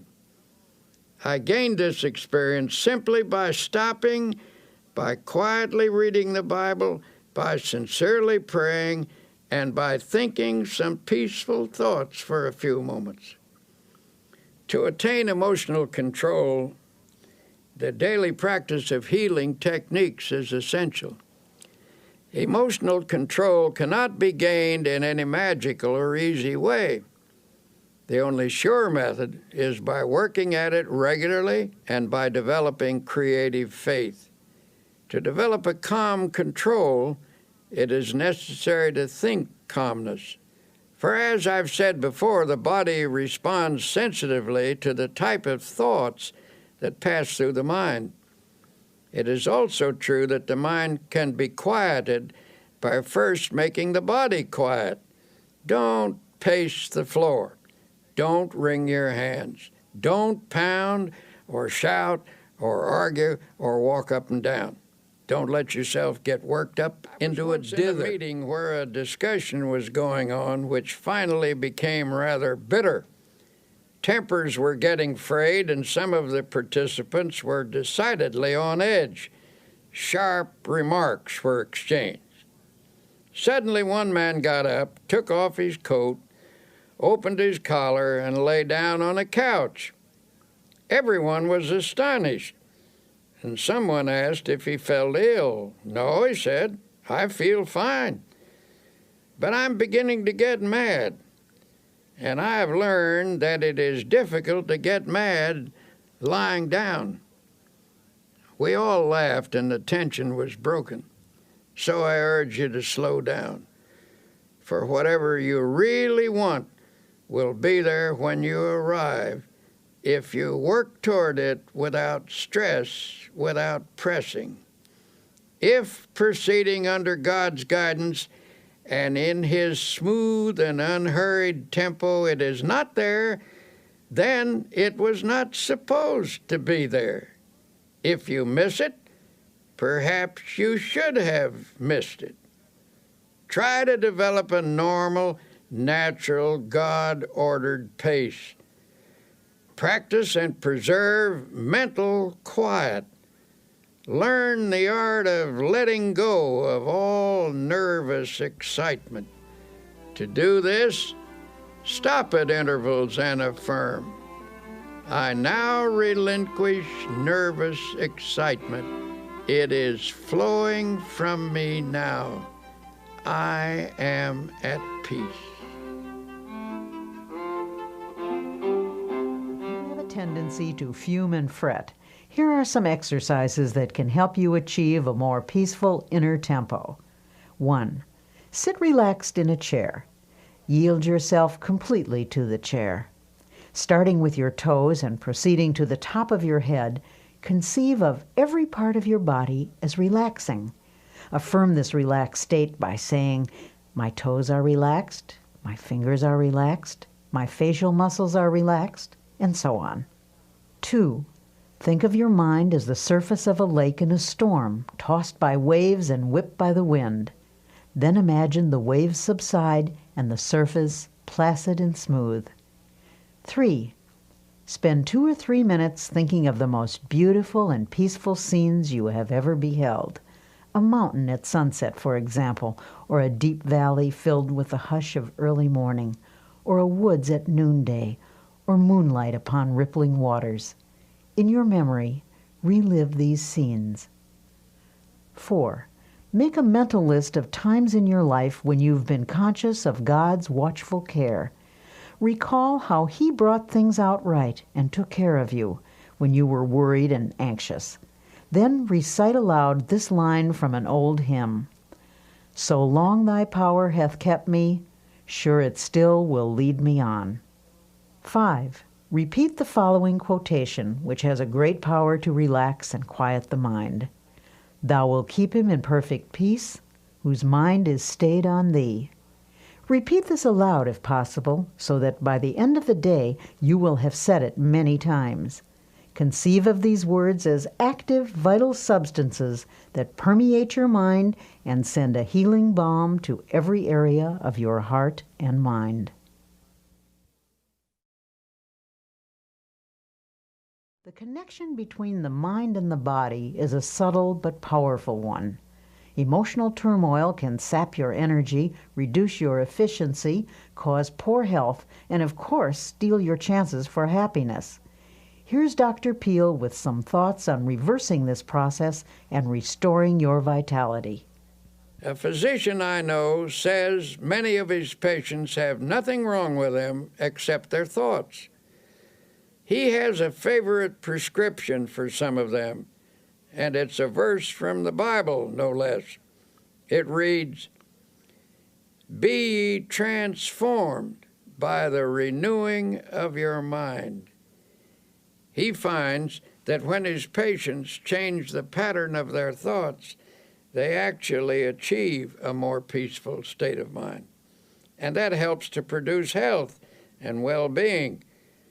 Many people can benefit from such a prescription of prayer, faith, and dynamic spiritual thinking.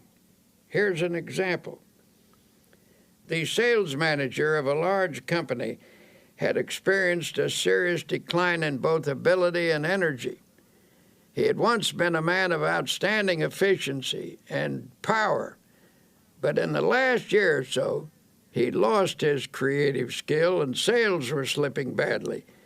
2 vacations brought no improvement. This man's physician recommended to the company president that his patient come to our religio-psychiatric clinic for an interview. When he arrived, he was rather indignant at being sent to a church. "This is a pretty pass," he fumed, "when they send a businessman to a preacher. I suppose you're going to pray with me and read the Bible," he said irritably. "Well, I wouldn't be surprised," I answered, "for sometimes our trouble lies in an area where prayer and the therapy of the Bible can have an important effect." He proved most sullen and uncooperative until I was finally forced to say to him, "Listen, I want to tell you bluntly that you'd better cooperate with us or you're going to be fired." "Who told you that?" he demanded. "Your boss," I replied. "In fact, he says that unless we can straighten you out, as much as he regrets it, you're through." You never saw such a stunned expression on anybody's face. "What do you think I ought to do?" he finally stammered. "A person often gets himself into the state you're in," I replied, "because the mind is filled with fear, anxiety, tension, resentment, guilt, or a combination of all of these. When these ingredients accumulate to a certain weight, the personality cannot support them any longer and gives way. Normal sources of emotional, spiritual, and intellectual power become clogged up. The person becomes bogged down by resentment, fear, or guilt. I don't know your trouble, but I suggest you think of me as a sympathetic friend with whom you can be absolutely open, and that you begin to tell me all about yourself. I emphasize the importance of concealing nothing and of emptying whatever fears, resentments, or guilt feelings might be in his mind." It was rather difficult to get him to talk, for he was essentially a decent person and had a strong sense of shame. In due course, the troubles came out. He'd committed a series of sins, and these involved him in a complicated maze of lies. He was living in fear of exposure, and all in all, it was a most pathetic mass of inner confusion. Never forget the way he reacted when it was all over. Standing on his feet, he began to stretch.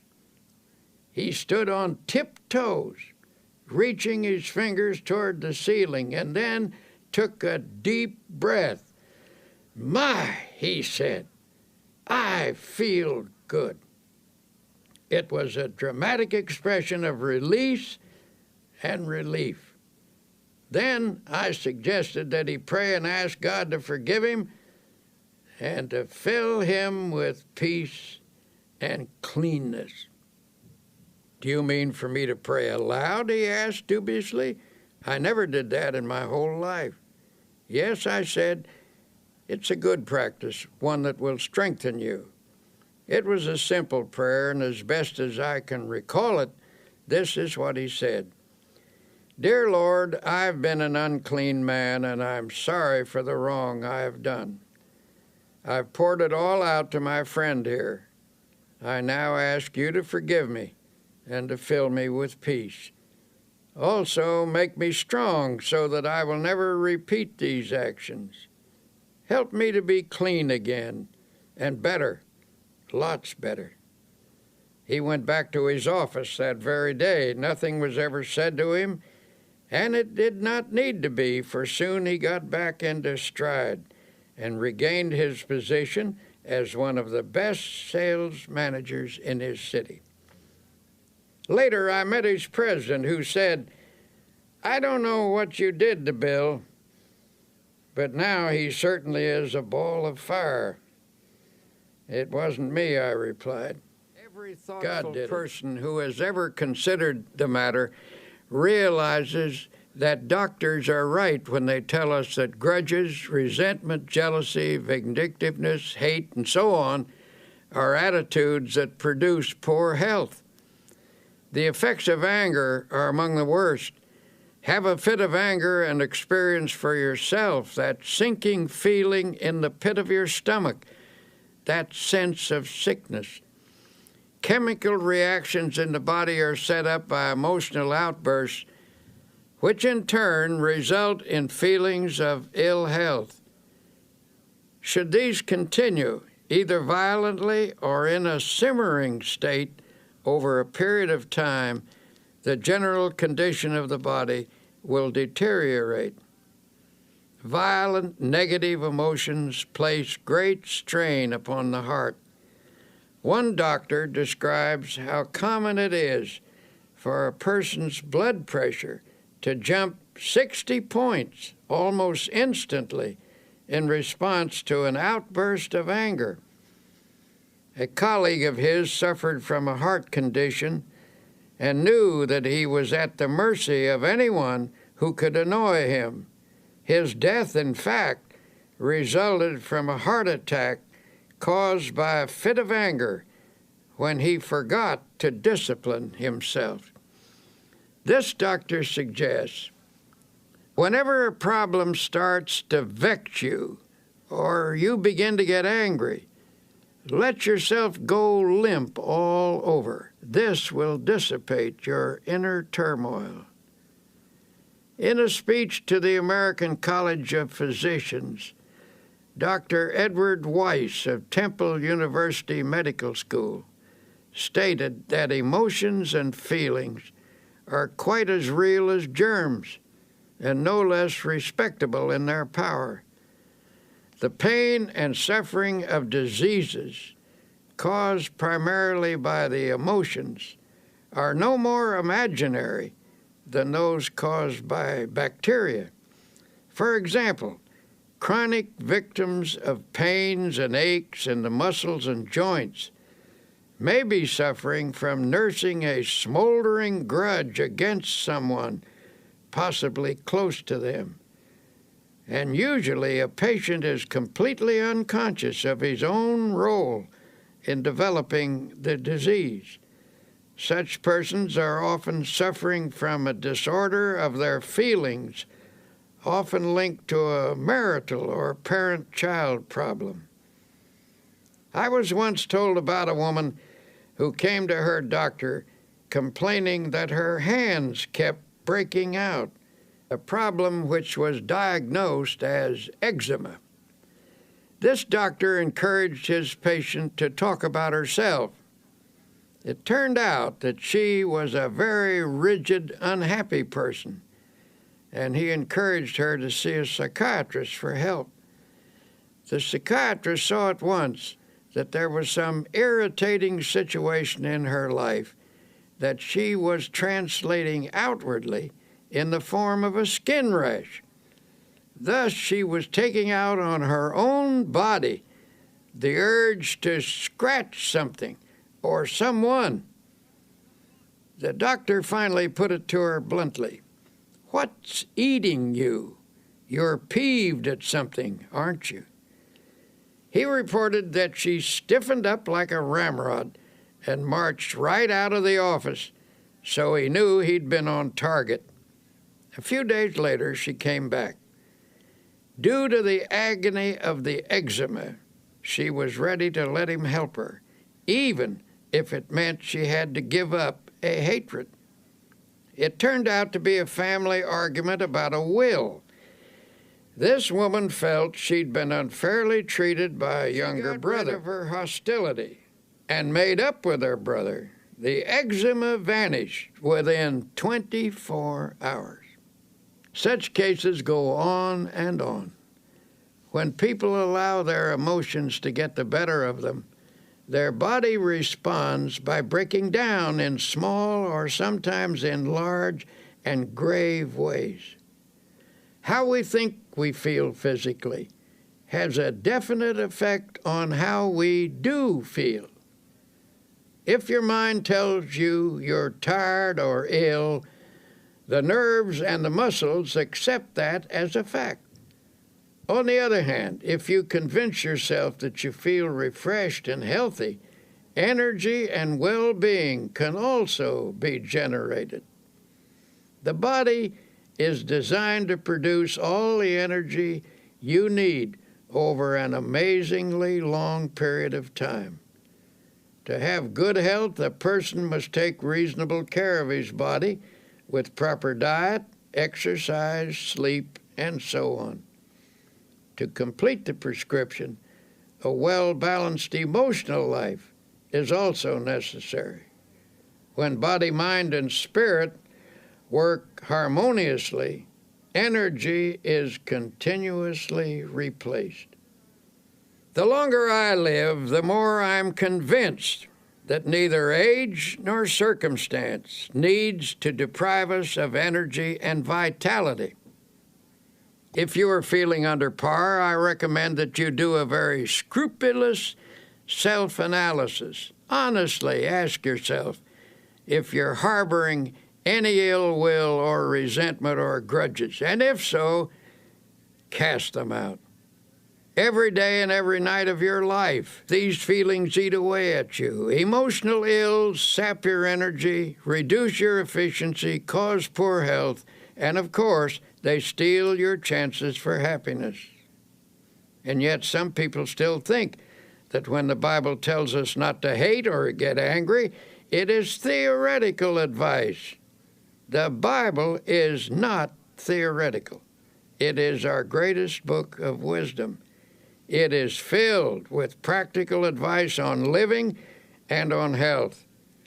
Since irritation, anger, hate, and resentment have such a powerful effect on our health, what is the antidote? Obviously, the solution is to fill the mind with attitudes of goodwill, forgiveness, faith, love, and an indomitable spirit. Conquering such negative emotions, here are some practical suggestions. 1. Remember that anger is an emotion, and an emotion is always warm, even hot. To reduce an emotion, cool it. We all know that when a person gets angry, hands clench, the voice rises stridently, muscles tense, the body becomes rigid. Physically, you become poised to fight with adrenaline shooting through your body. To counter this reaction, deliberately oppose the heat of this emotion with coolness. Freeze it out. Use your will to keep your hands from clenching by holding your fingers out straight. Deliberately reduce the tone of your voice. Bring it down to a whisper. Slump in a chair or even lie down if possible. Remember, it's difficult to argue in a whisper or even get mad while lying down. At the moment, it may be a bit hard to pray, but try it anyway. At least conjure up a picture of God in your mind and try to think of Him angry as you are. You can't do it, and the effort will serve to puncture your hostility. Instead of counting to 10 when you feel anger mounting, try the first 10 words of the Our Father. Our Father, who art in heaven, hallowed be thy name. Say that 10 times and your anger will lose its power. Anger is an emotion which is sometimes the accumulation of many minor irritations. These irritations, each rather small, gather force as one is added to another, finally bursting forth in a fury. To dry up the tiny drops that feed the great river of anger, make a list of everything that irritates you, no matter how inconsequential it may seem. Then make each separate irritation a special object of prayer. Get a victory over each, one at a time. Instead of destroying all of your consolidated anger, use prayer to snip away at each annoyance. When a situation occurs in which your feelings are hurt, get it straightened out as quickly as possible. Don't brood over it. Do something about it.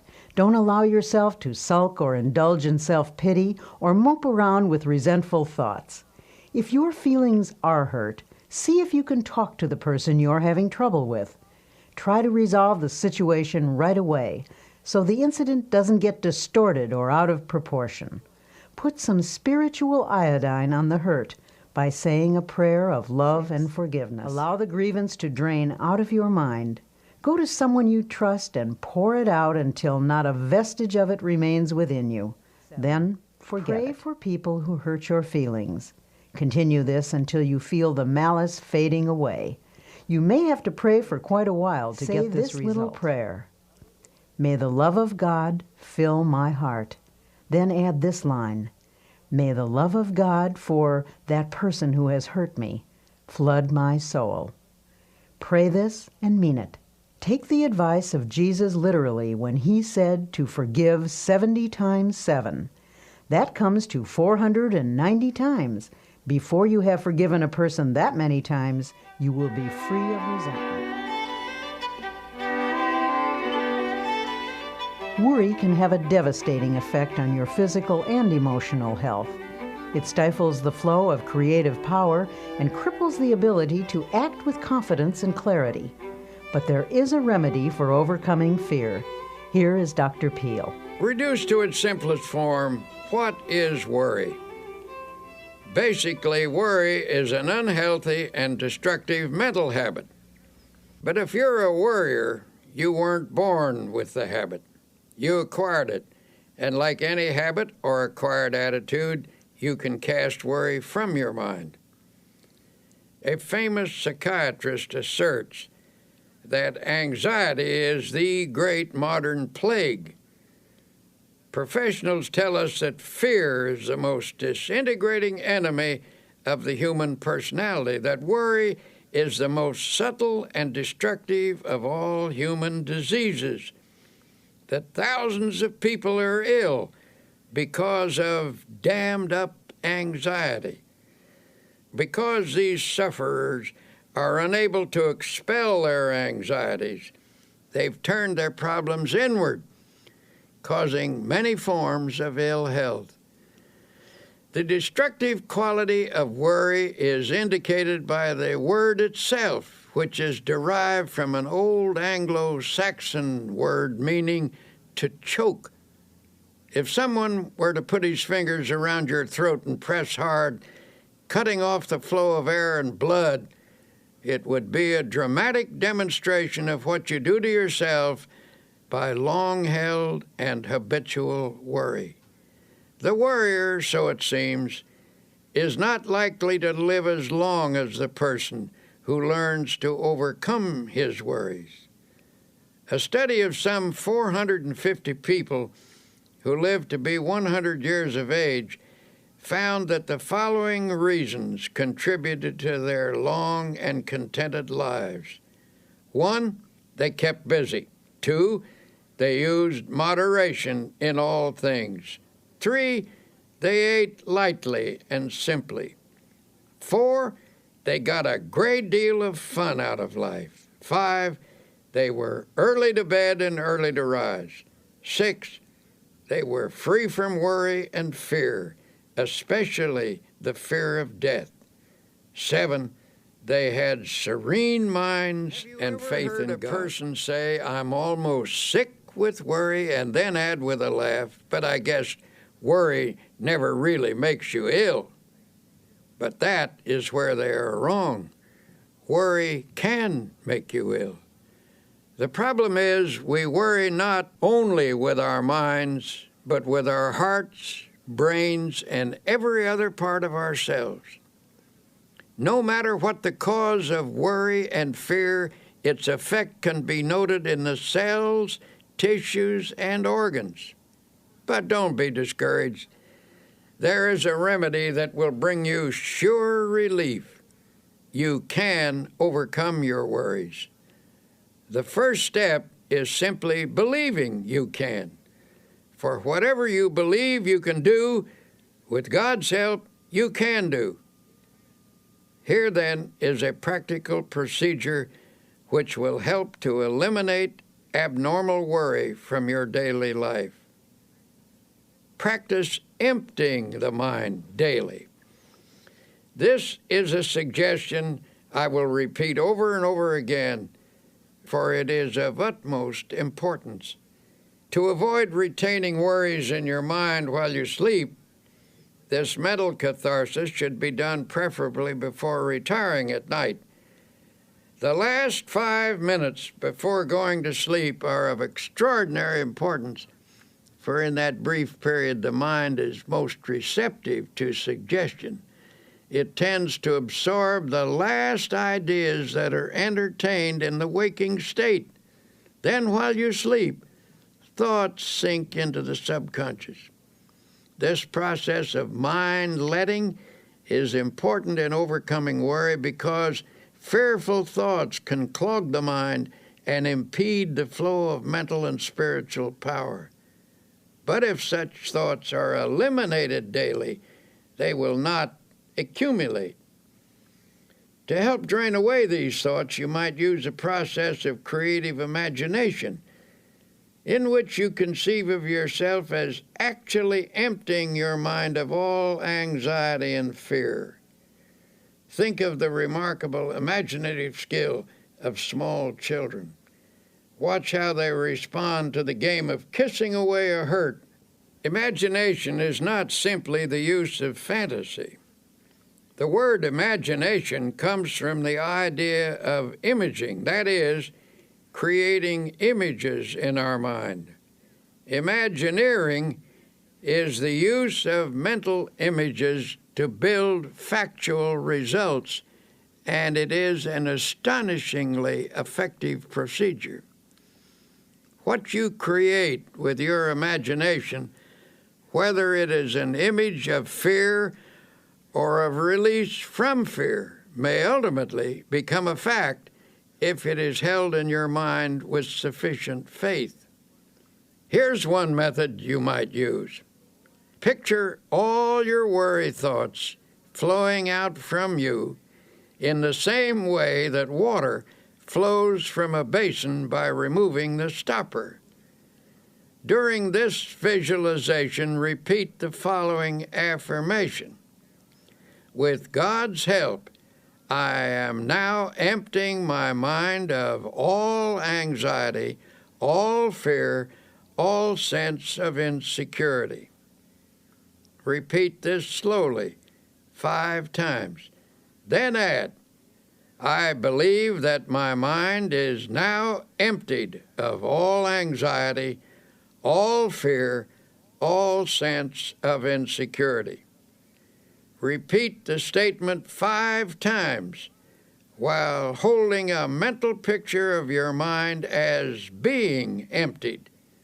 Then thank God for thus freeing you from fear, and then go to sleep. The curative process. Use this method mid-morning and mid-afternoon as well as bedtime.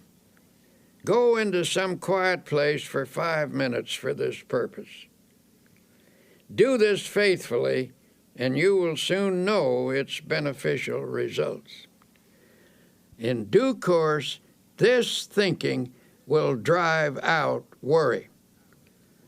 I cannot emphasize enough the importance of freeing your mind from worry and fear. Fear something over a long period of time, and there is a real possibility that you may actually help bring it to pass. The Bible contains a line which is one of the most terrible statements ever made, terrible in its truth. It's this, for the thing which I greatly feared is come upon me.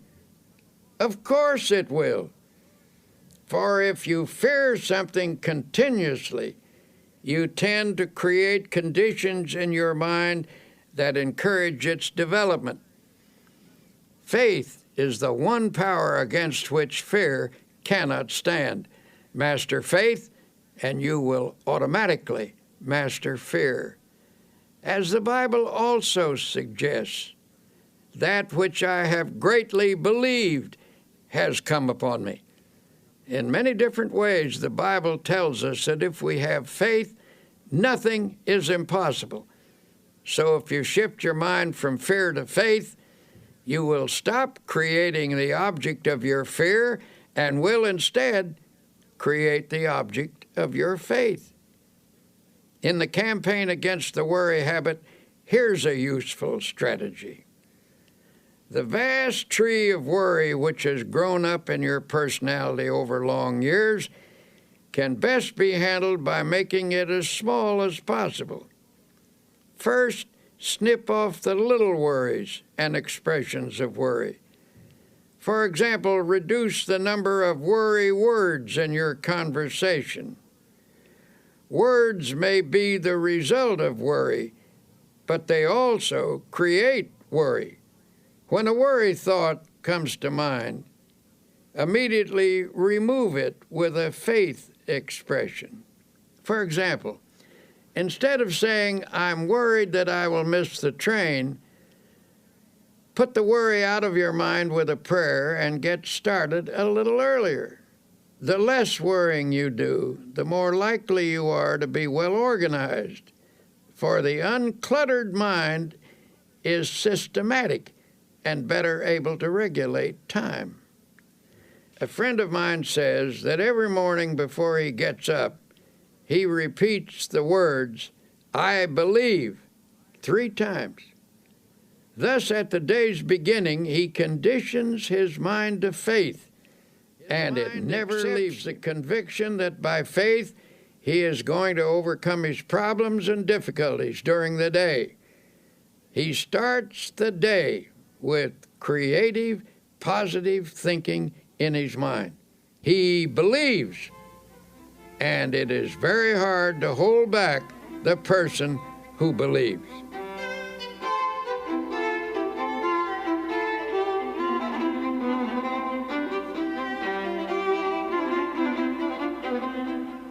Many people fail to overcome troubles such as worry because they allow a problem to seem complicated. It can be very useful to attack the problem with some simple technique, something that dramatizes your war against worry I've seen was developed by a man who was once a tremendous worrier. At one point, he was worrying himself into a bad state of nerves and ill health. He suffered from continual doubt about whether or not he had done or said the right thing. He was always rehashing his decisions and getting unnerved about them. I suggested that he ought to work out some simple method that would help him drop the day completely when it was over and go ahead into the future. One day, I noticed that his state of mind was improving, and I commented on it. "Oh, yes," he said, "I finally got the secret, and it has worked amazingly well." He asked me to drop into his office sometime during the close of the day, and he would show me how he had broken the worry habit. One evening I did, and he explained that he'd worked out a little ritual to perform every night before leaving his office. We picked up our hats and coats and started toward the door. By the door stood a wastebasket, and above it on the wall was a calendar. You could see only one date at a time, and that date was in large print. He said, "Now I will perform my evening ritual, the one that has helped me break the worry habit." He reached up and tore off the calendar page for that day. He rolled it into a small ball, and I watched with fascination as his fingers slowly opened and he dropped that day into the wastebasket. He then closed his eyes and his lips moved. Upon finishing his prayer, he said, "Amen. Okay, the day is over. Come on, let's go out and enjoy ourselves." As we walked down the street, I asked, "Would you mind telling me what you said in that prayer?" He laughed and said, "I don't think it is your kind of prayer." "Well, I pray something like this: Lord, you gave me this day. I didn't ask for it, but I was glad to have it. I did the best I could with it, and you helped me, and I thank you. I made some mistakes. That was when I didn't follow your advice, and I'm sorry about that. Forgive me. But I had some victories and some successes too, and I'm very grateful for your guidance. But now, Lord, mistakes or successes, victories or defeats, the day is over, and I'm through with it. So I'm giving it back to you. Amen. Well, perhaps that isn't an orthodox prayer, but it certainly proved to be an effective one.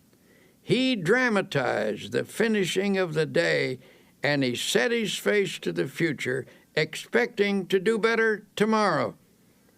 When the day is over, God blacks it out by bringing down the curtain of night. This man cooperated with God's method, and his past mistakes and failures gradually lost their hold on him. He was released from the worries that accumulated from his yesterdays. His anti-worry formula is also described in these words from the Bible. But this one thing I do, forgetting those things which are behind, and reaching forth unto those things which are before, I press toward the mark for the prize of the high calling of God in Christ Jesus.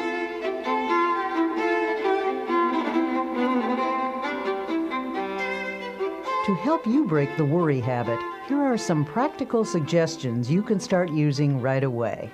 1. Say to yourself, worry is a very bad mental habit.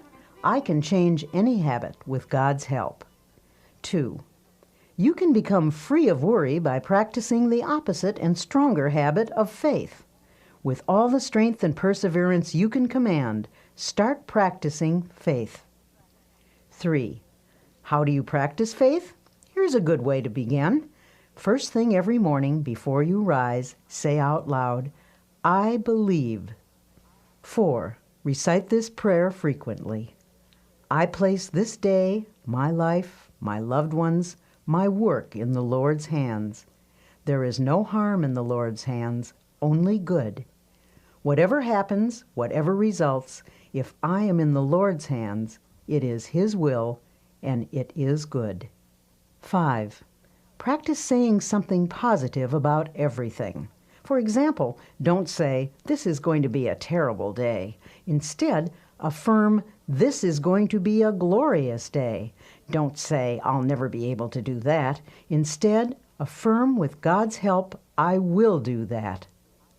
6. Shoot an injection of faith into all your conversations. A group of people talking pessimistically can infect every person in the group with negative feelings. But by talking up rather than down, you can drive off that depressing atmosphere and make everyone feel hopeful. 7. One reason you're a worrier is because your mind is literally saturated with thoughts of gloom, defeat, and apprehension. To counteract these, mark every passage in the Bible that speaks of faith, hope, and happiness. Commit each to memory. Say them over and over again until they saturate your subconscious mind. Then the subconscious will return to you what you have given it, namely optimism, not worry. 8. Help others cure the worry habit. In helping another to overcome worry, you get greater power over it within yourself. 9. Every day of your life, conceive of yourself as living in partnership and companionship with God. If He actually walked by your side, would you be worried and afraid? Well then, say to yourself, He is with me.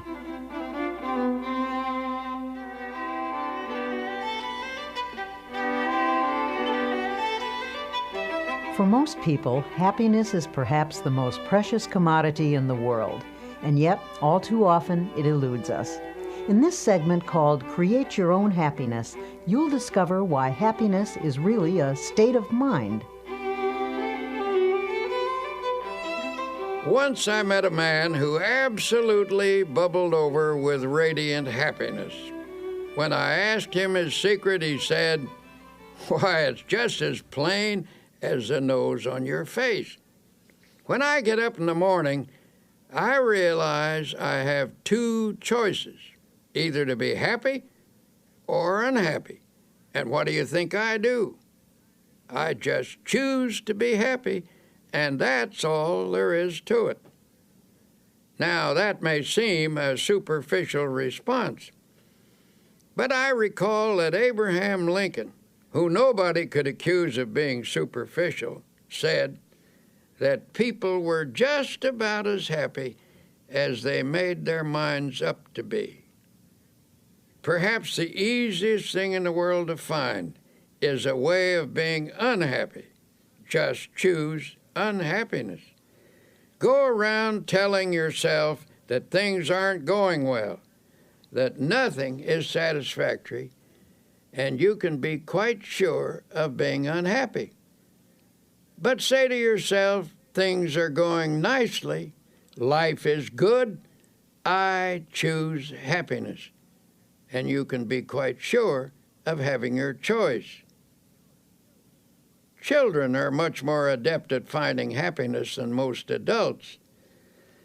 The adult who can carry the spirit of a child into middle and old age is a kind of genius, for he will preserve the truly happy spirit with which God endows the young.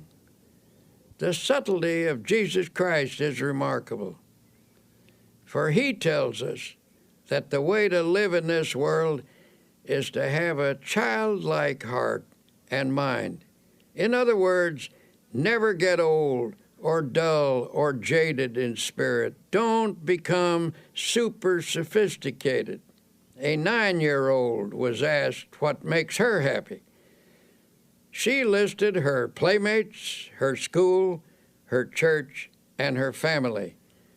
That list incorporates all the elements that are important in adult life, too.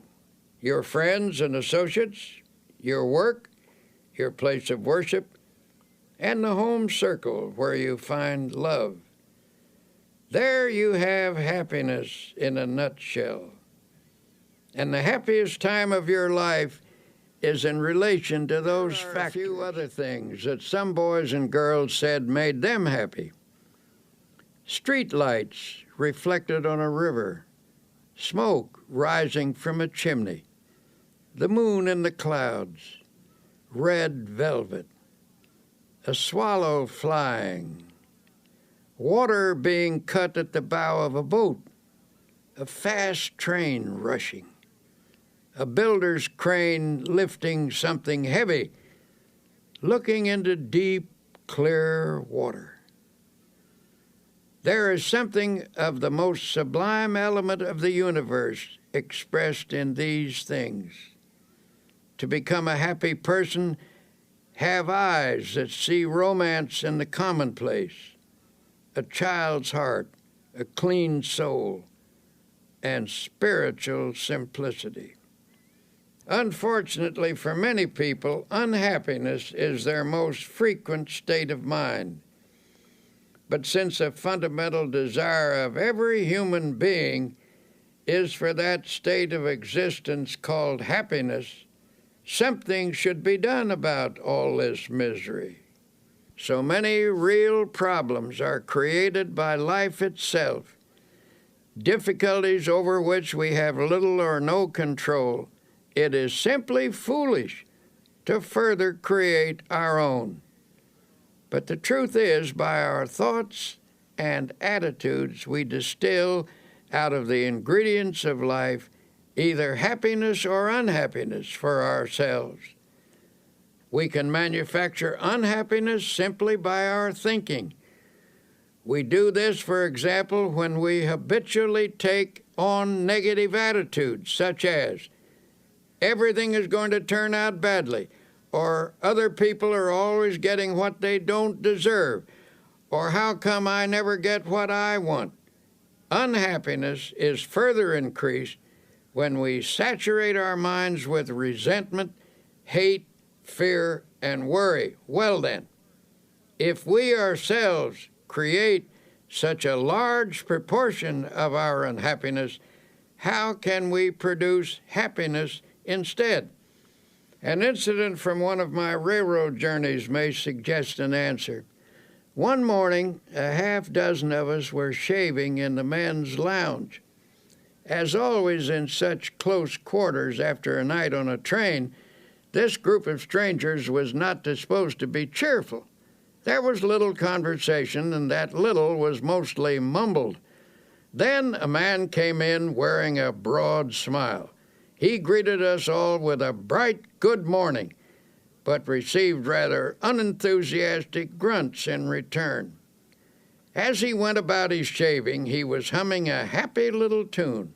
It got a bit on the nerves of some of the men, and finally one said rather sarcastically, "You certainly seem to be happy this morning. Why all the cheer?"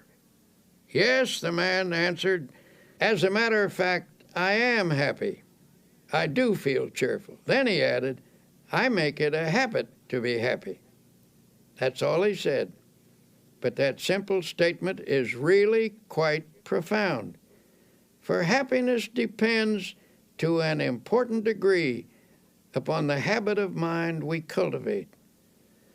The book of Proverbs, that collection of wise sayings, puts it in another way. He that is of a merry heart hath a continual feast. Out of the happiness habit comes a happy life.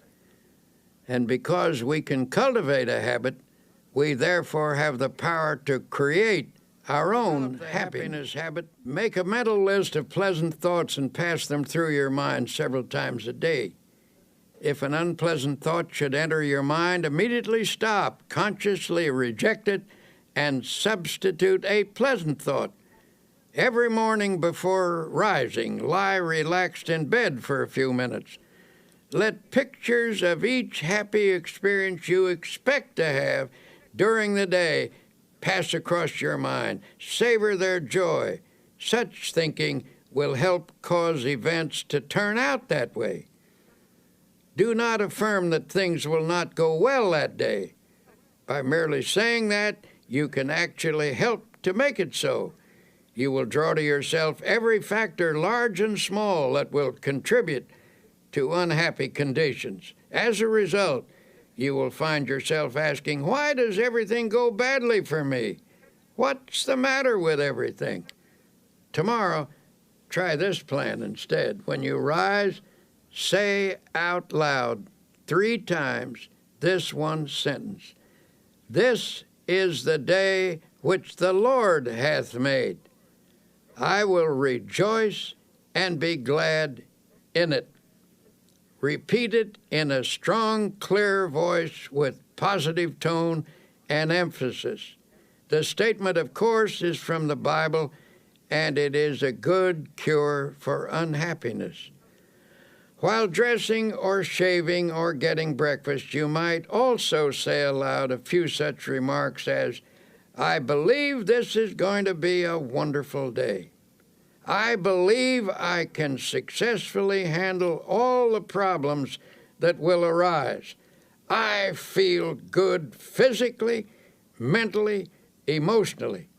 I am grateful for all that I have had, for all that I now have, and all that I shall have. Things are not going to fall apart because God is here, and He is with me, and He will see me through. I thank God for every good these phrases and meditate on their meaning. You will change the character of your day by starting off with a positive frame of mind.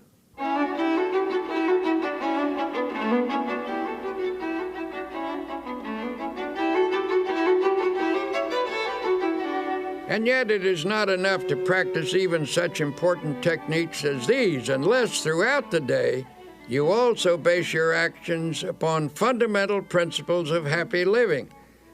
One of the most simple and basic of such principles is that of human love and goodwill. One man who truly knew happiness was a friend of mine named Ralston Young, who was once famous as Red Cap number 42 in New York City's Grand Central Station. This man carried bags for a living, but his real job was living the Spirit of Christ. As he carried a person's suitcase, he tried to share a little Christian fellowship. He carefully watched a customer to see if there was any way he could give them more courage and hope. One day he was asked to take an elderly lady down to her train.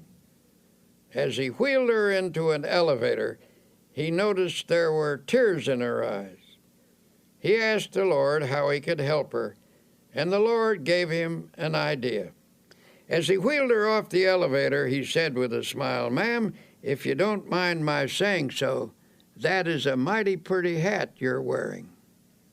She looked up at him and said, "Why, thank you. And I might add," he said, "that sure is a pretty dress you have on. I like it so much."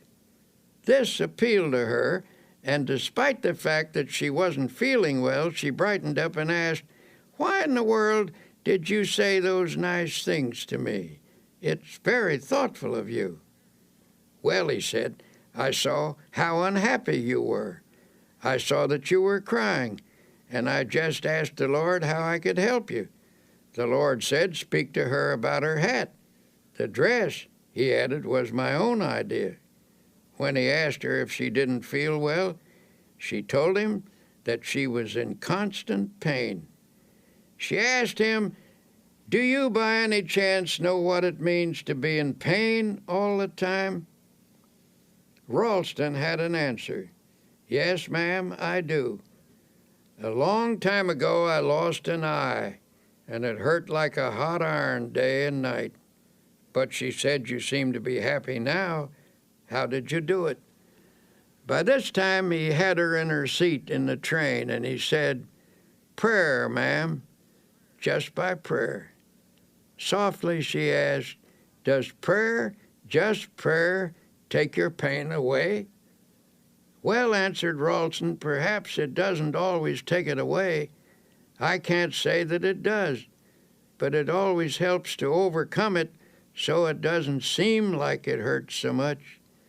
Just keep on praying, ma'am, and I'll pray for you too." Her tears were dried now, and she looked up at him with a smile, took him by the hand, and said, "You've done me so much good." A year passed, and one night at the station a young woman came to see Ralston. She said, "I bring you a message from the dead. Before she died, my mother told me to find you and to tell you how much you helped her last year when you took her to the train in her wheelchair. She will always remember you, even in eternity, for you were so kind and loving and understanding." The young woman burst into tears and sobbed in her grief. Ralston stood quietly watching her. Then he said, "Don't cry, Missy. Don't cry. You shouldn't cry. Give a prayer of thanksgiving instead." She was surprised by this response, and Ralston went on, "Why, because many people have become orphans much younger than you. You had your mother a long, long time, and besides, you still have her. You will see her again. She is near to you now, and she always will be near to you. Maybe she is with us right now, the two of us, as we talk." The sobs ended and the tears dried. Ralston's kindness had the same effect on the daughter as it had on the mother. In this huge station with thousands of people passing by, the two of them felt the presence of the Divine One, he who inspired this red cap to go around in this way, spreading love. As Tolstoy said, "Where love is, God is." And we might add, where God and love are, there is happiness. So a fundamental principle in creating happiness is just to practice love. In my travels about the country, I have been fortunate to encounter an increasing number of genuinely happy individuals. These are people who have been practicing the kinds of techniques I'm describing to you. Recently, after finishing a lecture, a big, strapping, fine-looking man invited me to a party. Well, I must admit, from the way he described it, it didn't sound at all like my kind of party. I was hesitant, afraid I might cramp everyone's style, so I began to make excuses. "Oh, don't worry," he said. "This is your kind of party. You'll get the kick of your life out of it." So I went along with my buoyant friend, and he introduced me to a large group of joyous and exuberant people. I looked around for a bar, but there wasn't any. When I remarked that these people must have stopped somewhere before coming here, my host was shocked. "Stopped somewhere? Why, don't you understand? These people have got the spirit all right, but not the kind of spirit you're thinking of. I'm surprised at you.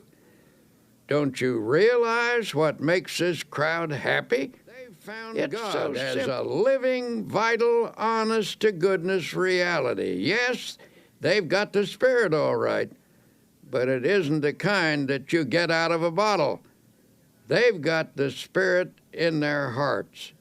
Then I saw what he meant. This wasn't a crowd of pious, stodgy people. Some were leaders of that town, business people, lawyers, doctors, teachers, and a lot of simpler folk besides.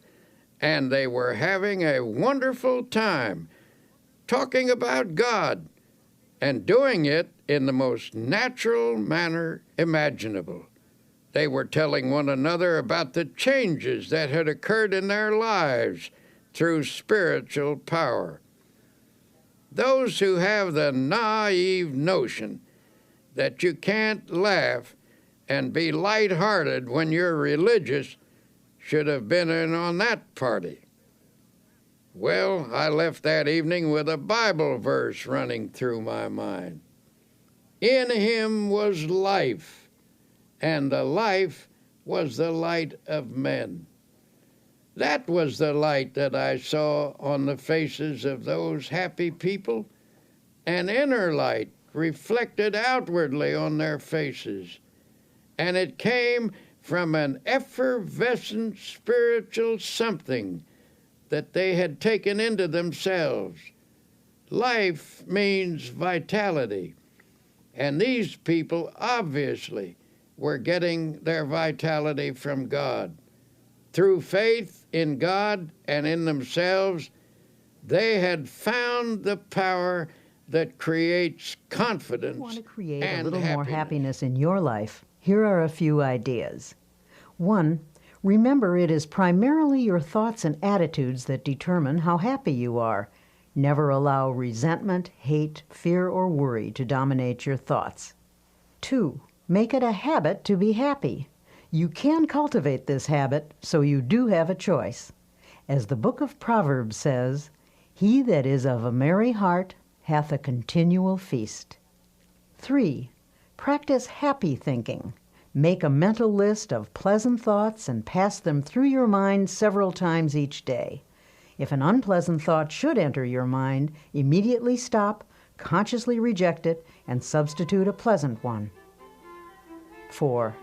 Each day when you arise, say this one sentence out loud. "This is the day which the Lord hath made. I will rejoice and be glad in it."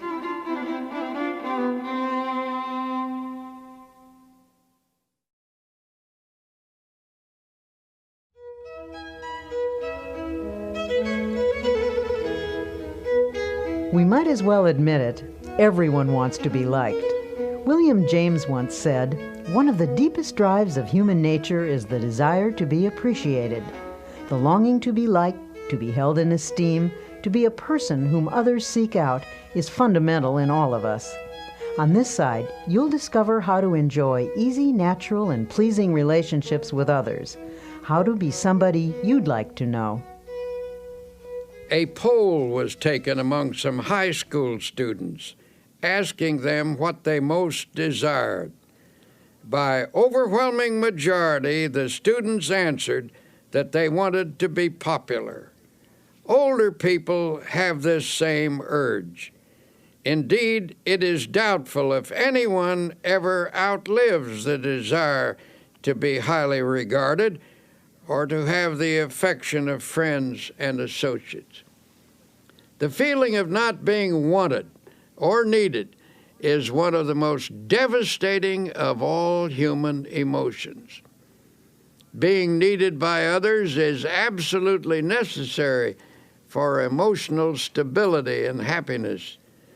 Yet it is sad to realize how many people suffer from a sense of isolation. I was at a luncheon once when a young doctor rushed in to take his place at the table. He looked frazzled as he sat down with a weary sigh. "If only the telephone would stop ringing," he complained. "I can't get anywhere because people call me all the time. I wish I could put a silencer on that phone." An elderly doctor at the table spoke up. "I know how you feel. I used to feel that way myself. But you should be thankful the phone does ring. Be glad people want and need you." Then he added pathetically, "Nobody ever calls me anymore. I would like to hear the telephone ring again. Nobody wants me, and nobody needs me. I'm a has-been." The feeling of not being wanted or needed can produce frustration, illness, and even aging. It is not only a sad way to live, but it is damaging to the human psyche. If you're feeling useless, for your own sake, do something about it. Try getting out of yourself for a while. Stop feeling sorry for yourself and find a way instead to provide a service for someone else. Think about people who are less fortunate than you who need help. Volunteer for a worthwhile cause. Not only will you find the esteem we all need, but others will greatly benefit by what you give. People who give. deliberately strive to be popular often fail in the attempt.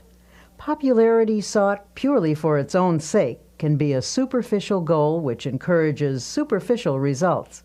On the other hand, we all know someone who has that extra something, a magnetism that comes from inner confidence. Without even trying, these people never seem to lack for friends. Before we begin talking about ways to improve your relationships, let me warn you that no one, no matter how terrific, is liked by everyone.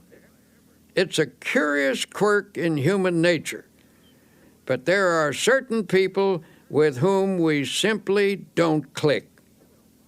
Even the Bible recognizes this fact about human nature, for it says, "If it be possible, as much as lieth in you, live peaceably with all men."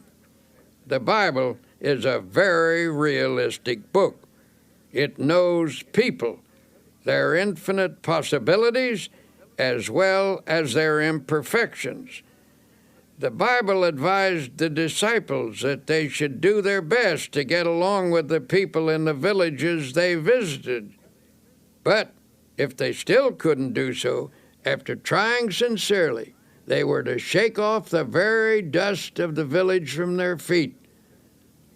"And whosoever will not receive you when you go out of that city, shake off the very dust from your feet for a testimony against them." This is all by way of saying that if you don't achieve perfect popularity with everyone, don't let it bother you too much. People have never mastered the knack of being sought after, and it's not for lack of trying. Some people even go to extremes, acting in a manner they don't really enjoy, all because of their intense desire to be liked. Unfortunately, this desire is often merely a search for a superficial kind of popularity. Having said that, now let me tell you that there are certain procedures which can make you a person that other people like to be with, without becoming artificial or putting on an act. You can enjoy satisfactory personal relationships even if you are a difficult person or are by nature shy and retiring. Here are some suggestions. First, try to be a comfortable type of person, the kind that others can be easy with. Some people always keep a barrier between themselves and the world. It's a strain just to be with them. A stiff, unresponsive individual never quite meshes into a group. It's hard to know what they're feeling or how they're going to react. They make you feel a little uneasy. But a comfortable kind of person is easygoing and natural. They have a pleasant, kindly, genial way about them. Being with them is a bit like wearing an old hat or an old pair of shoes. It is important to try to be natural. Someone who is easy to be with usually has a big soul quality about them. Little people, those who are overly concerned about their place or position, are often stiff and easily offended. Although there are many characteristics that contribute to a likable personality, there is one basic trait that surpasses all others. That is a sincere and forthright interest in and love for people. If you're having trouble with relationships, perhaps you should look for elements in your personality that cause strain when you're with others. Don't automatically assume that other people don't like you because of something wrong with them. Perhaps the trouble is within yourself. Finding and eliminating such problems requires scrupulous honesty and may also involve the help of a professional counselor. The scratchy elements of your personality may be qualities you've acquired over the years. Perhaps you assumed them as a defense, or they may be the result of attitudes developed in your younger days. Regardless of their origin, they can be eliminated. Came to us seeking help for problems with personal relationships.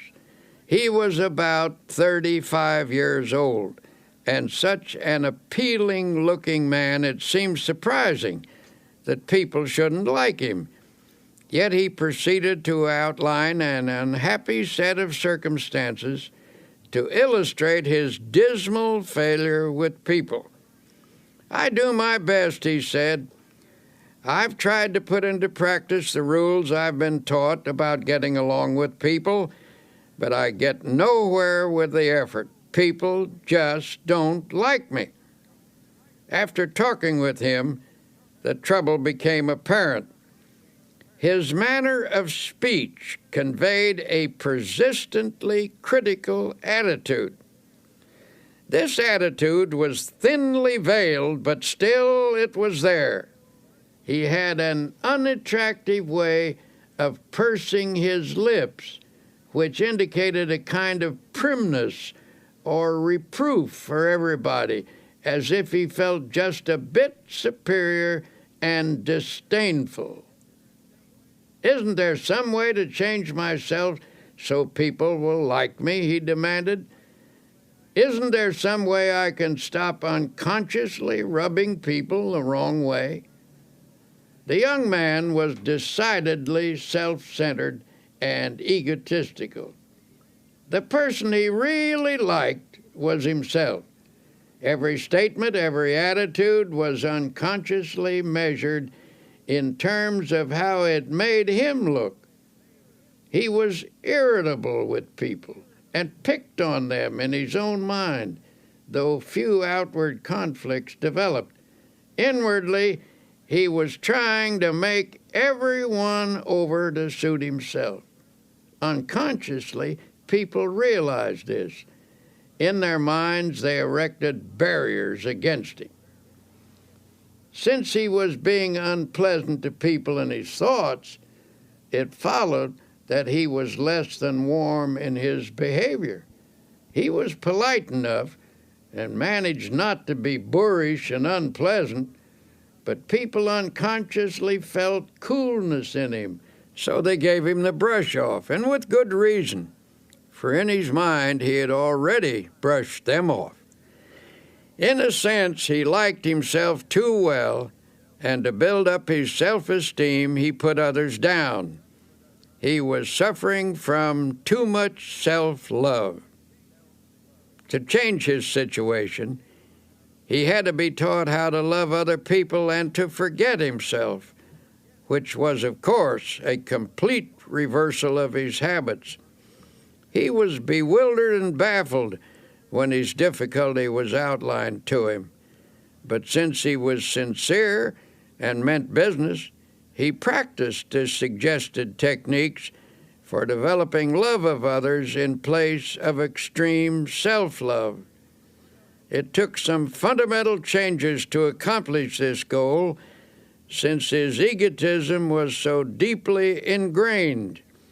But in the end, he did succeed. Suggested was that he make a list of people he had met during the day, for example, the bus driver or the newsboy.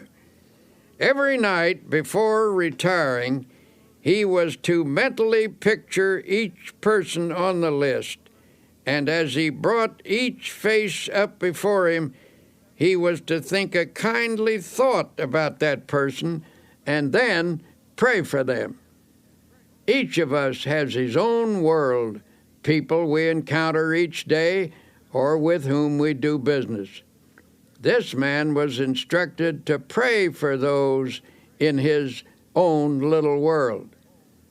For example, the first person he saw each morning was the elevator man in his apartment house.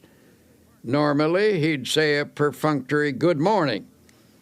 Now he took the time to have a little chat. He asked the elevator man about his family and about his interests. He found that he had an interesting point of view and some experiences which were quite fascinating. He began to see new values in a person who had previously been a mechanical robot to him. He actually began to like the elevator operator, and in turn, the elevator operator, who had formed a pretty accurate opinion of the young man, began to reverse his views. They established a friendly relationship. So the process went from person to person on his list. One day the young man said, "I've found that the world is filled with interesting people, and I never realized it before." When he made that observation, he proved that he was losing himself. And when he did that, as the Bible so wisely tells us, he found himself. In losing himself, he found himself and lots of new friends besides. People began to like him. Learning to pray for other people is a very important step in this process. When you pray for someone, you tend to lift the relationship to a higher level. The best in other people begins to flow out toward you as your best flows toward them. In the meeting of the best, in each, a higher understanding is established. Essentially, getting people to like you is merely the other side of liking them. One of the most popular men who lived in the United States in this century was the late Will Rogers, and one of the most characteristic statements he ever made was, I never met a man I didn't like. Now, that may have been a slight exaggeration, but I'm sure Will Rogers didn't think so. That is truly the way he felt about people, and as a result, people opened up to him like flowers to the sun. Another important way to get people to like you is to practice building up their ego. Everyone has a normal desire for feelings of self-importance. If I deflate your ego, and therefore your self-importance, I show my lack of respect for you. Though you may laugh it off, I have indeed wounded you. And while you may exercise charity toward me, unless you are finely developed spiritually, you're not going to like me very much. On the other hand, if I elevate your self-respect and contribute to your feelings of personal worth, I am showing high esteem for your ego. I have helped you to be your best self, and in return, you appreciate my efforts. You are grateful to me. You like me for it. Almost anyone that you help to build up and become a better person will give you his devotion. Build up as many people as you can, but do it sincerely and unselfishly. Do it because you like them and because you recognize their potential. If you do good for people, affection and esteem will flow back to you. Best of all, you will never lack principles for getting for people friends. to like you are simple. Here are 10 practical exercises to help you become someone that you'd like to know. 1. A person's name is very important. When you meet someone, try to remember their name. If you don't, they may feel you're not very interested in them. 2. Be the comfortable sort of person with whom others feel relaxed. Try to make them feel at home with you. 3. Acquire that quality of relaxed easygoingness so that everyday irritations don't ruffle you. 4. Don't be egotistical. Guard against giving the impression that you know it all. 5. Try to be an interesting person. Cultivate interests to keep your mind alive. People enjoy being with someone who is stimulating. 6. Get those scratchy elements out of your personality. If you suspect there may be bothersome traits you're not aware of, get a friend or perhaps a professional to help you. 7. Attempt to heal the misunderstandings you've had with others. Sincerely drain off your grievances. 8. Practice liking people until it comes naturally to you. 9. Never miss an opportunity to say a word of congratulations upon someone's achievement or express sympathy for their sorrow or disappointment. 10. Strengthen your spiritual life. Then offer strength to others that will help them meet life more effectively. Give strength to people, and they will give affection to you. Winston Churchill once wrote about the great British General Tudor. He commanded a division of the British Fifth Army, which faced the powerful German assault in March 1918. The odds were heavily against him, but General Tudor knew how to meet an apparently immovable and undefeatable obstacle. His method was simple. He merely stood and let the obstacle break on him, and he in turn broke the obstacle. Now here is what Churchill said about General Tudor. The impression I had of Tudor was of an iron peg hammered into the frozen ground, immovable. General Tudor knew how to stand up to an obstacle. Just stand up to it, that's all. Don't whine or complain about it. Don't give way under it. Stand up to it, and it will finally break. You will break it. Something has to break, and it won't be you. It will be the obstacle. People who cringe in front of their challenges not only trip themselves up, but they can often affect a whole team or organization. People like the obstacle man, for example. Here's his story. This obstacle man worked in a large creative organization.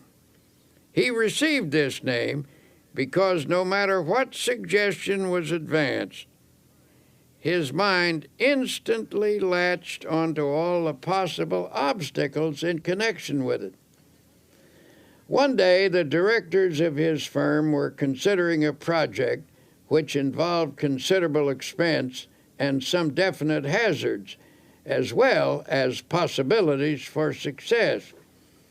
In a discussion of the venture, the obstacle man would frequently say, "Just a moment. Let's consider the obstacles involved." Now, present at this meeting was another man who said very little, but who was greatly respected by his colleagues for his ability and achievements. After listening to the obstacle man's litany of objections, he finally asked, "Why do you constantly emphasize the obstacles in this proposition instead of the possibilities?" The obstacle man responded, "To be intelligent, one must always be realistic, and it is a fact that there are definite problems with this project. What attitude would you take toward these obstacles, may I ask?" The other man unhesitatingly replied, "What attitude would I take toward these obstacles? Why, I would just remove them, that's all, and then I would forget them." "But," said the obstacle man, "that's easier said than done. You say you would remove them and forget them. May I ask if you have any technique for doing this that the rest of us have never discovered?" A slow smile came over the face of the other man as he said, "My entire life removing obstacles, and I never saw one yet that couldn't be removed, provided you had enough faith and guts and were willing to work. Since you want to know how it's done, I'll show you." He then reached into his pocket and took a card out of his wallet. He shoved the card across the table and said, "There, read that. That's my formula. And don't give me a song and dance about how it won't work either. I know better from experience." The obstacle man picked up the card and, with a strange look on his face, read the words to himself. "Read them out loud," urged the other man. In a slow, dubious voice he read, "I can do all things through Christ who strengthens me." The owner of the card put it back in his wallet and said, "I've lived a long time and have faced a lot of difficulties, but there is power in those words, actual power, and with it you can remove any obstacle." He said this with confidence, and everyone knew he meant it. He was, in fact, a remarkable man who had overcome many odds, and his successful track record spoke for itself. His positive attitude, plus the fact that he was not in any sense holier than thou, made his words convincing to the men around the table. At any rate, there was no more negative talk from the obstacle man or anyone else from then on. The project was put into operation, and despite risks and difficulties, it turned out successfully. Think of the winning mentality that sports champions cultivate. When a game seems to be going against them, they can't let discouragement creep in. They can't let negative thoughts dominate, or they will lose the power to win. To be a champion in your own arena, your mental and spiritual resources must be razor sharp with confidence. Now you may say, "But you don't know my circumstances. I'm in a different situation than anybody else, and I'm about as far down as a human being can get." Well, If that's true, and you're down as far as you can get, in that case, congratulations, for you're at the bottom. And the bottom is a wonderful place. The only place you can go from the bottom is up. On the other hand, it's hard to say you're in a situation that no one has ever encountered before. There is no such situation. Practically speaking, there are only a few human stories, and they've all been enacted before. This is a fact we must never forget. There are people in this world who have overcome every conceivable difficulty, even the most hopeless, even the one in which you now find yourself. There is always a way out. A wise old man was once asked how he overcame the many difficulties of his life. How do I get through a trouble? Well, first I try to go around it. And if I can't go around it, I try to get under it. And if I can't get under it, I try to go over it. And if I can't go over it, I just plow right through it. Then he added, God and I plow right through it together. One way to help your subconscious become more positive is to eliminate certain expressions of thought and speech, which we'll call the little negatives. These little negatives clutter up the average person's conversation, and while each one is seemingly unimportant in itself, when taken together, they have a total effect of creating a negative mindset. If you analyze your own conversational habits, you may be shocked by what you find. See how often gloomy little statements creep in like, I'm afraid I'll be late, or what if I have a flat tire, or I don't think I can do that, or even, I knew it was going to rain. These are little negatives, to be sure, and a big thought is, of course, more powerful than a little one. But it should never be forgotten that mighty oaks from little acorns grow. And if a mass of little negatives clutters up your conversation, they're bound to seep into your mind. Soon they accumulate in force, and before you know it, grow into big negatives. Make the decision right now to go to work on your little negatives. Root them out of your thoughts and your conversations. The best way to do this is to say a positive word about everything.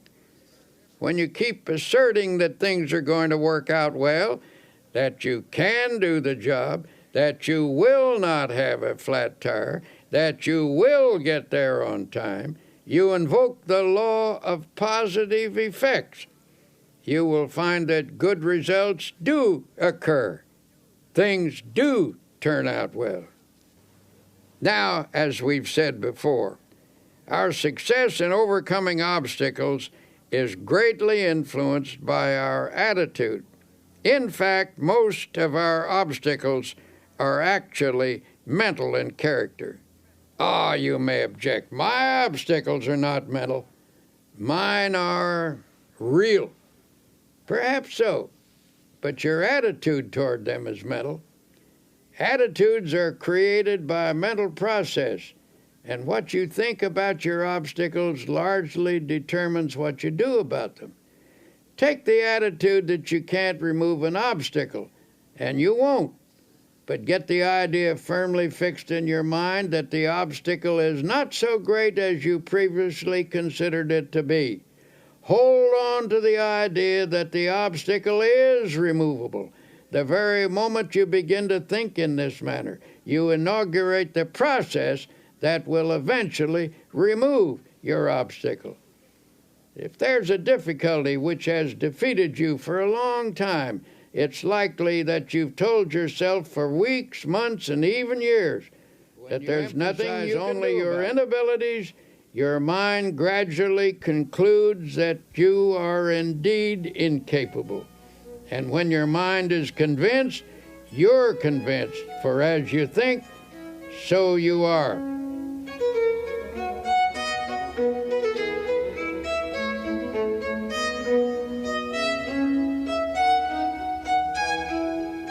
Armed with a new attitude, now take another look at that obstacle that's been bothering you. You will find that it isn't so formidable as you thought. Say to yourself, the rough is only mental. I think victory, I get victory. Remember that formula. Write it on a piece of paper, put it in your wallet, stick it over the kitchen sink, put it on your dressing table and on your desk. Keep looking at it until its truth permeates your whole mental attitude, until it becomes a positive obsession.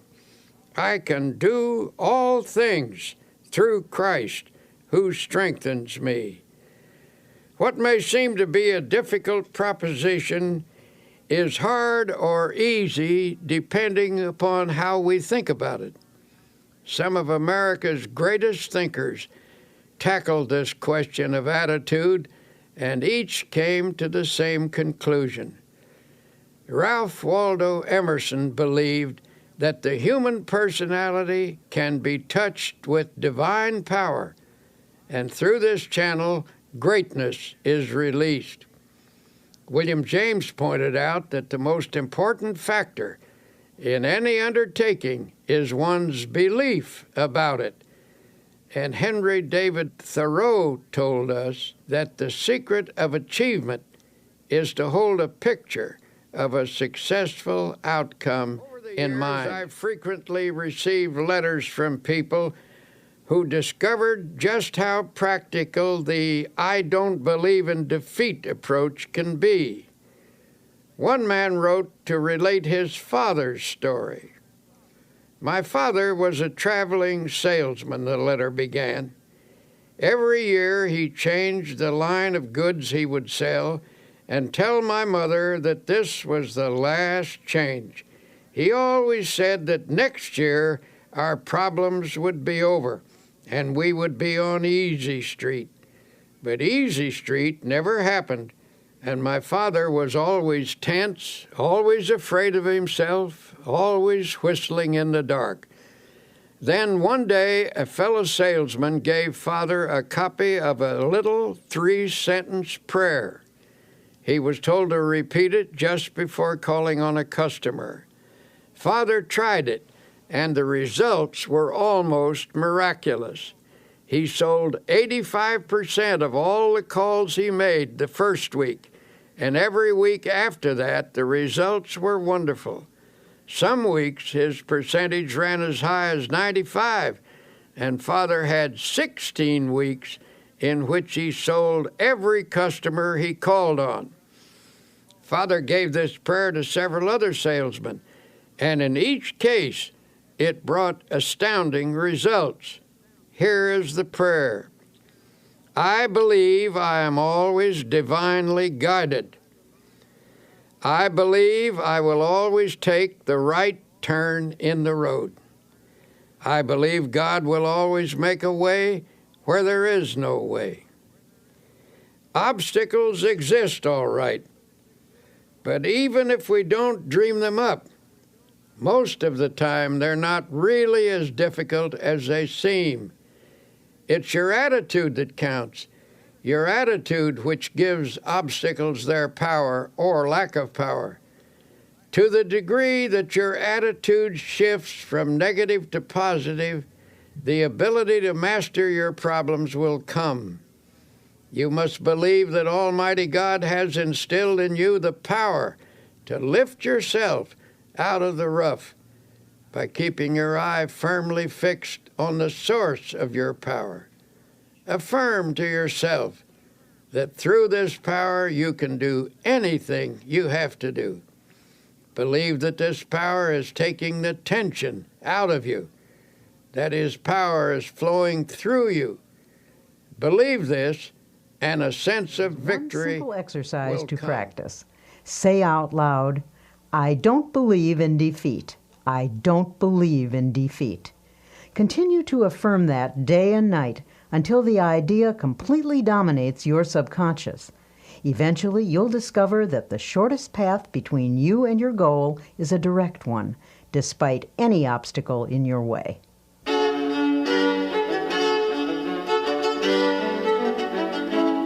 Here you will discover the practical secrets that can lead to a life in which dreams are achieved and expectations are fulfilled. As Dr. Peale says, life cannot deny itself to the person who gives life his all. So, as you listen, keep in mind your most burning desire. Surely there's a way to make it come true. Have you been trained to believe? Are you convinced that you can successfully complete any task you set for yourself? Or are you a doubting Thomas? Do you shrink from even hoping for the things that you would love to accomplish? When you begin something, what do you really expect to happen? If you haven't been doing too well at achieving your goals, perhaps it's time to examine your expectations. It was William James who said, "Our belief at the beginning of a doubtful undertaking is the one thing that ensures the successful outcome of the venture." Rule number 1, when there's something you want, learn to believe.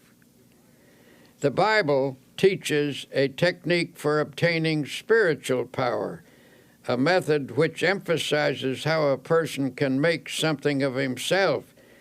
When released, this power can provide one of the greatest forces in human nature: belief, positive thinking, faith in God, faith in other people, faith in yourself, faith in life.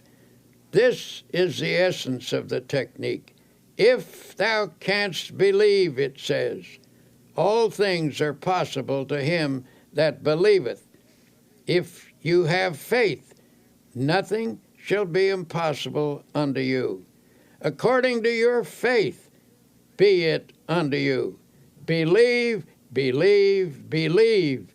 So it drives home the truth that faith moves mountains. For those who are serious about getting the best out of life, I will once again suggest that you read the New Testament. Notice the number of times it refers to faith. Select a dozen of the strongest statements about faith, the ones you like the best, then memorize each one. Let these faith concepts drop into your conscious mind. Say them over and over again, especially just before going to sleep at night. By a process of spiritual osmosis, they will sink from your conscious into your subconscious mind, and in time, they will restructure your basic thought pattern. Believe that you are experiencing this upthrust of force.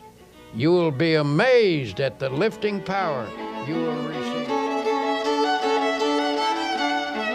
Naturally, in this process of achieving the best, it is important to know where you want to go in life. You can reach your goals and make your dreams come true only if you know what you want. Lots of people get nowhere simply because they don't know where they want to go. They have no clear-cut, precisely defined purpose. You cannot expect the best if you think aimlessly. I was once consulted by a 26-year-old man who was dissatisfied with his job. He was ambitious to fill a bigger niche in life and wanted to know how to improve his circumstances. In the course of our conversation, I asked him, "Well, where do you want to go?" The young man replied hesitantly, "I don't know exactly. I've never given it any thought. I only know that I want to go somewhere other than where I am." "Well, what can you do best? What are your strong points?" I then asked. "I don't know," the man responded. "I never thought that over." But what would you like to do if you had your choice? What do you really want to do? I just can't say, came the response. I don't really know what I'd like to do. I never thought it over. Finally, I said, now look here. You want to go somewhere from where you are, but you don't know where you want to go. You don't know what you can do or what you would like to do. You'll have to get your ideas organized before you can expect to start getting anywhere. And that is a failure point with many people. They never get anywhere because they have only a hazy idea of where they want to go and what they want to do. No objective leads to no end. A newspaper editor, an outstanding man in his field, was once asked, "How did you get to be editor of this important newspaper?" "I wanted to be," he said simply. "Is that all there is to it?" he was asked. "You want to be, and so there you are?" Well, that may not be all of it, but that was a large part of the process, he explained. I believe that if you want to get somewhere in life, you must make a clear decision about what you want to accomplish. Be sure it is a sound objective, then photograph this goal on your mind and hold it there. Work hard, believe in it, and the thought will become so powerful it will tend to assure its own success. I've found that there's a deep tendency to become what your mind pictures, provided the objective is sound and you hold the mental picture strongly enough.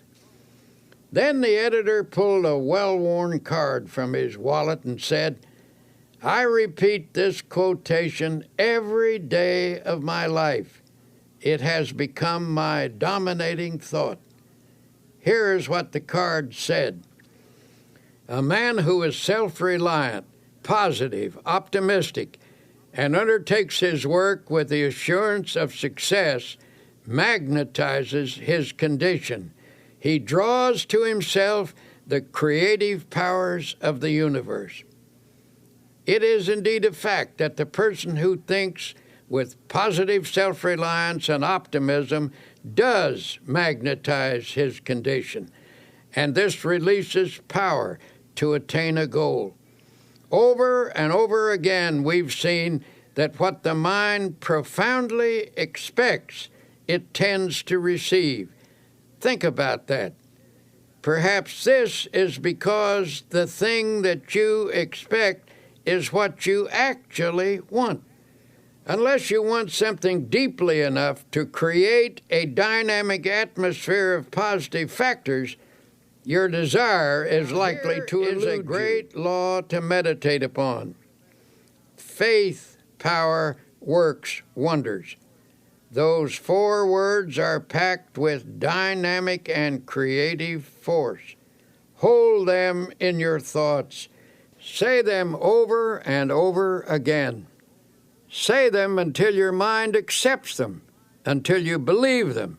Faith, power, works wonders. You can overcome any obstacle. You can achieve the most tremendous things by faith power. And how do you develop faith power? As I've said before, the answer is to saturate your mind with the great words of the Bible. Spend 1 hour a day reading the Bible and committing its great passages to memory. The change in you and in your experiences will be little short of miraculous. Just one section of the Bible will accomplish this for you. Chapter 11 of Mark contains one of the greatest formulas in the book. It's this: have faith in God. For verily I say unto you, that whosoever shall say unto this mountain, Be removed, and be thou cast into the sea, and shall not doubt in his heart, but shall believe that those things which he saith shall come to pass, he shall have whatsoever he saith. Now, why does this passage use the word heart? Because it means that you are not to allow doubt into your subconscious, into the inner essence of you. And this doubt is not the kind of superficial doubt which normal, intelligent questioning raises. Rather, we are instructed to avoid the deep, fundamental doubt that obstructs the flow of faith. Another interesting thing to note about this passage is that we are told, "Ye shall say to this mountain." The reason great things don't happen to some people is because they aren't specific enough in their application of faith power. In other words, don't address your efforts to the entire mountain range of all your difficulties. Attack one problem at a time. Be specific. If there's something you want, what is the best way to go about getting it? In the first place, ask yourself, should I want it? Test the question very honestly in prayer to be sure you should want it and whether you should have it. If you can answer that question in the affirmative, then ask God for it and don't be backward in asking Him. And if God, having more insight, believes that you shouldn't have it, you needn't worry, He won't give it to you. But if it is a right thing, ask Him for it specifically. And when you ask, do not allow doubt in your mind. These principles were suggested to one man who perpetually expected the worst in all aspects of his life. He took a negative attitude toward every project or problem he faced and expressed a vigorous disbelief in these principles. In fact, he offered to conduct a test to prove them wrong.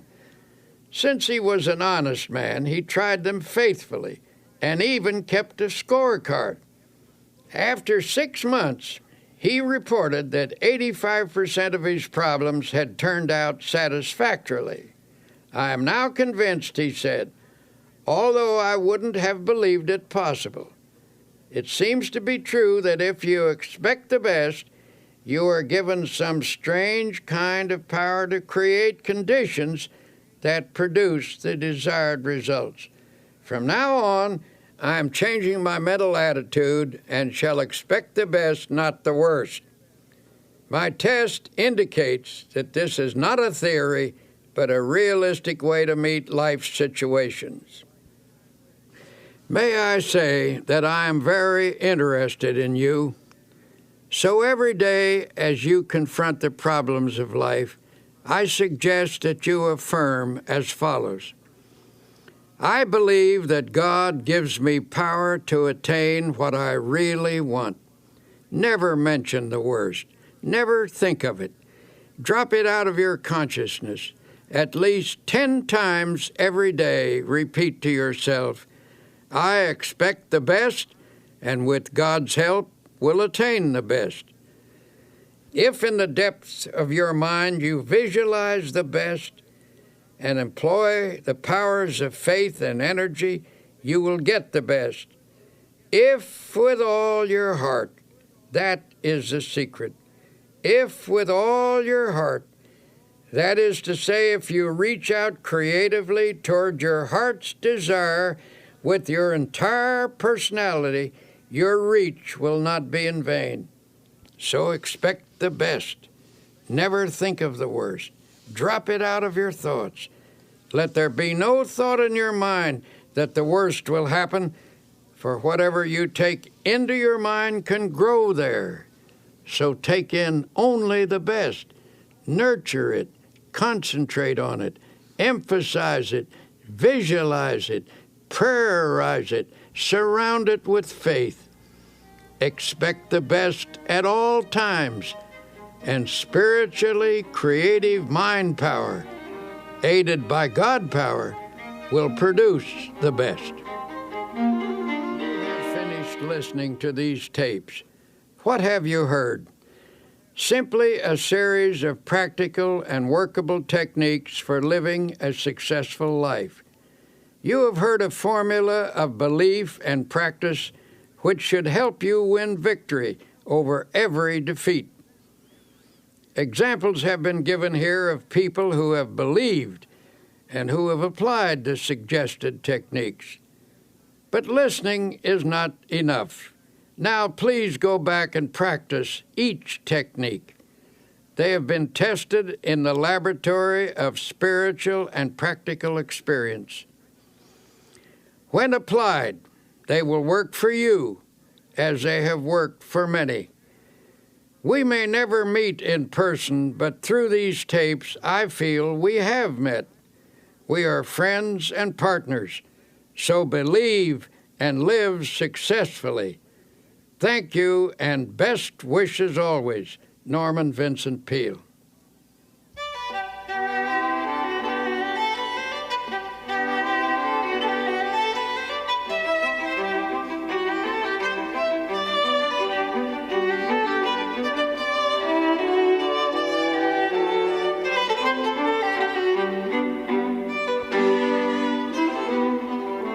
You've been listening to Dr. Norman Vincent Peale. This has been a Simon & Schuster audio presentation. Recording engineer Ed Valentine, mixing engineer Gary Fink, writer Mary Bruton, executive producer Peg Combe. I'm Connie Goldman.